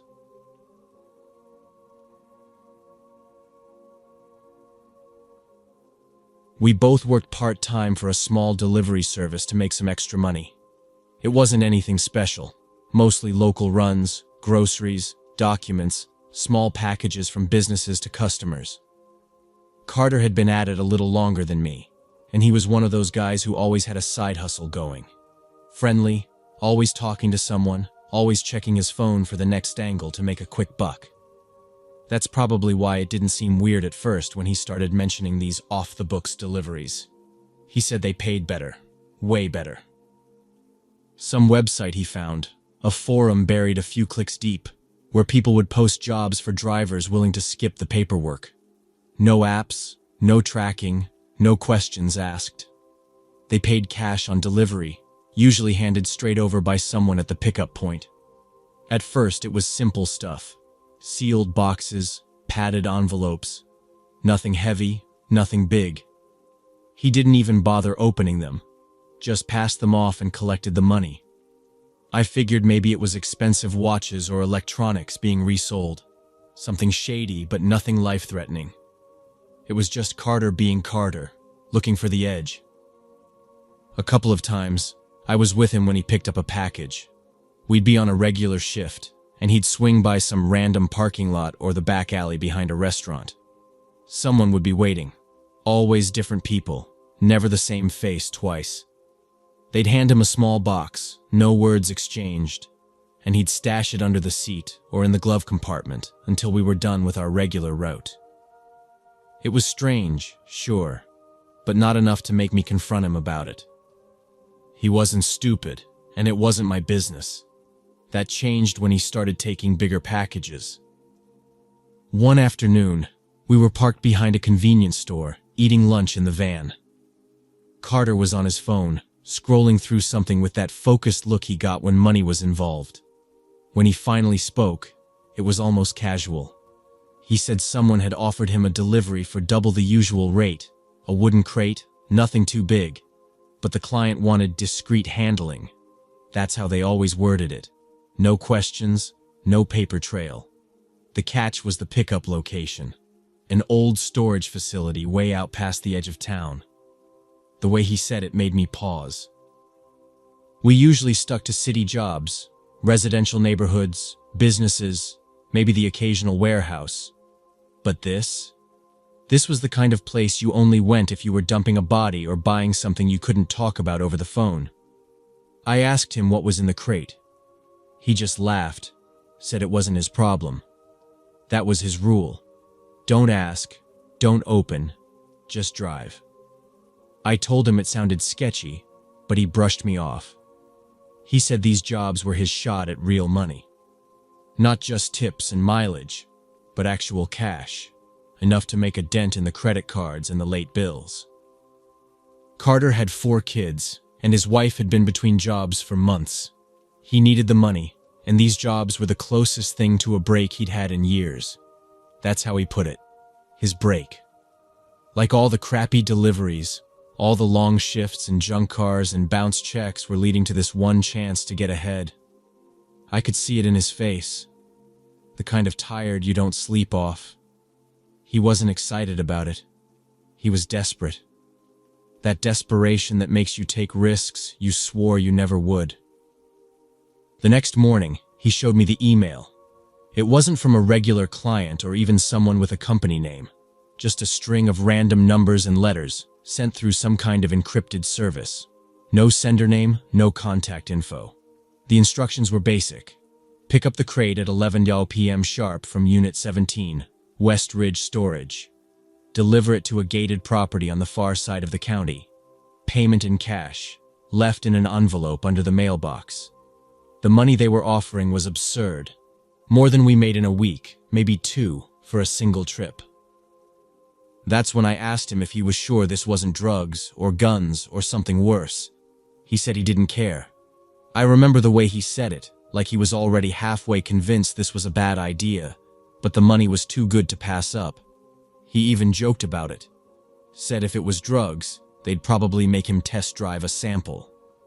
He was trying to make me laugh, but neither of us did. He made up his mind right then. He was taking the job. I could have argued harder, but what was I going to say? Don't do it? He had bills I couldn't even imagine, a wife who was counting on him, and a fridge that was probably half empty. I told him to be careful, and he waved it off like he always did. Said it was just another delivery, just with better pay. He asked me to cover for him at the warehouse that night. Said he'd tell the boss it was a family emergency. One of the kids sick, maybe. I agreed. It wasn't the first time we'd covered for each other, swapping shifts or taking turns lying to management when we needed a day off. He gave me a thumbs up, tossed his phone onto the dashboard, and said he'd call me when the job was done. That was the last time I saw him before everything went to hell. That evening, I took his shift like we agreed. It was a quiet night at the warehouse, a few local runs, nothing out of the ordinary. Carter's absence didn't even raise eyebrows since half our guys were always swapping shifts or calling out. I figured he'd be back the next day, tired but bragging about how easy the money was. But by midnight, I hadn't heard a word from him. I texted, no response. I called, went straight to voicemail. I tried his wife, thinking maybe he'd stopped at home, but she hadn't seen him either. That's when I started getting nervous. Carter was bad at a lot of things, being on time, filling out logs, keeping his van clean, but he always followed up after these side gigs. It was like his way of making sure someone knew he'd gotten paid. By 2 a.m., I was calling every number I could think of. A couple of our coworkers, the dispatch office, even some of the regulars who sometimes gave him extra work. No one knew anything. No one had seen him. His phone stayed off. It wasn't like him to go completely dark, not without at least dropping a text. Something was wrong. I didn't know if I should call the cops, since technically nothing had happened yet. But my gut was telling me this wasn't just Carter being Carter. The next morning, our dispatcher called me, his voice shaking right through the phone. One of the day shift drivers had found Carter's van, parked on the side of a back road about 10 miles from the storage facility. Both front tires were slashed, the driver's side door was wide open, and the inside of the van was a mess. Loose papers, a crushed soda can, Carter's clipboard on the passenger seat with half the pages torn out. There was no sign of Carter. I drove out there myself, even though I knew the cops were already on their way. The road was one of those barely used rural routes, lined with dead trees and half-collapsed fences. The van looked wrong, like it had been left in a hurry. No keys, no wallet, Nothing personal left behind except for an old baseball cap wedged under the seat. I recognized it immediately. He'd worn it on almost every shift. The cops asked the usual questions. When did I last see him? Did he mention where he was going? Was he acting strange? I told them about the delivery, the off-the-books jobs, but I left out some of the details. I didn't know what was in the crate or who hired him, and I wasn't sure I wanted to know. The cops didn't seem surprised. They'd probably seen this kind of thing before. Guys thinking they'd found an easy payday and getting in over their heads. They took the van in for processing, said they'd check for prints, but I could tell they weren't hopeful. There was no blood, no obvious signs of a fight, just the open door and the slashed tires. Like someone wanted to make sure Carter wasn't going anywhere.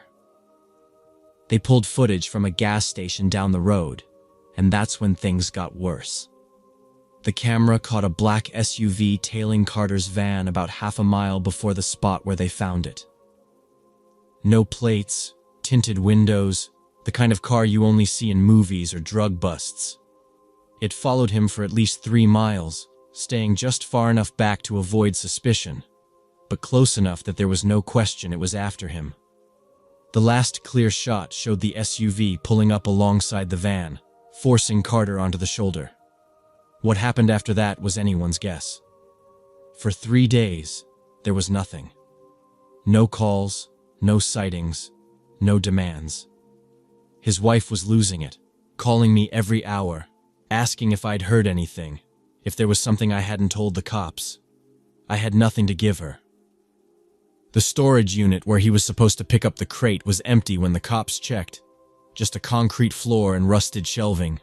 No cameras, no records. Like the whole job never existed. Then, a week after he disappeared, they found him.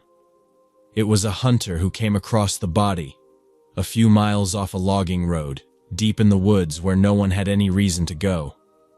Carter was lying face down, hands bound behind his back with plastic zip ties, a bullet hole at the base of his skull. Execution style. No ID, no wallet, just his phone smashed a few feet away in the dirt. The sheriff's office didn't release all the details, but the detective I spoke to off the record said it was clear someone wanted him gone. Quick, clean, and quiet. No torture, no theatrics, just a bullet and a shallow grave. They figured he either saw something he wasn't supposed to, or asked the wrong question at the wrong time. Either way, someone decided he wasn't worth the risk. The crate, whatever was inside it, was never found. The property where he was supposed to make the delivery was just an empty lot when they got there. No house, no gate, no sign anyone had lived there in years. The payment envelope, the one that was supposed to be waiting under the mailbox, didn't exist. Every lead ended in a dead end. Carter's wife asked me if I thought it was drugs. I told her I didn't know. Truth was, it could have been anything. Guns, money, stolen art, who knows? But whatever it was worth killing him over. That's all that mattered in the end. I still work for the delivery service, but I don't take side jobs anymore. I keep my head down, do my routes, go home. Every now and then, I catch myself checking the rearview mirror just to see if anyone's following me. No one ever is, but I still look. Sometimes, I think about that crate. What was in it? Where it ended up? Why Carter had to die for it? And I wonder if somewhere, someone's still hiring drivers like him. Guys who need cash bad enough to ignore every red flag. Guys who think one job can't hurt. I used to think it was just bad luck. Now, I'm not so sure.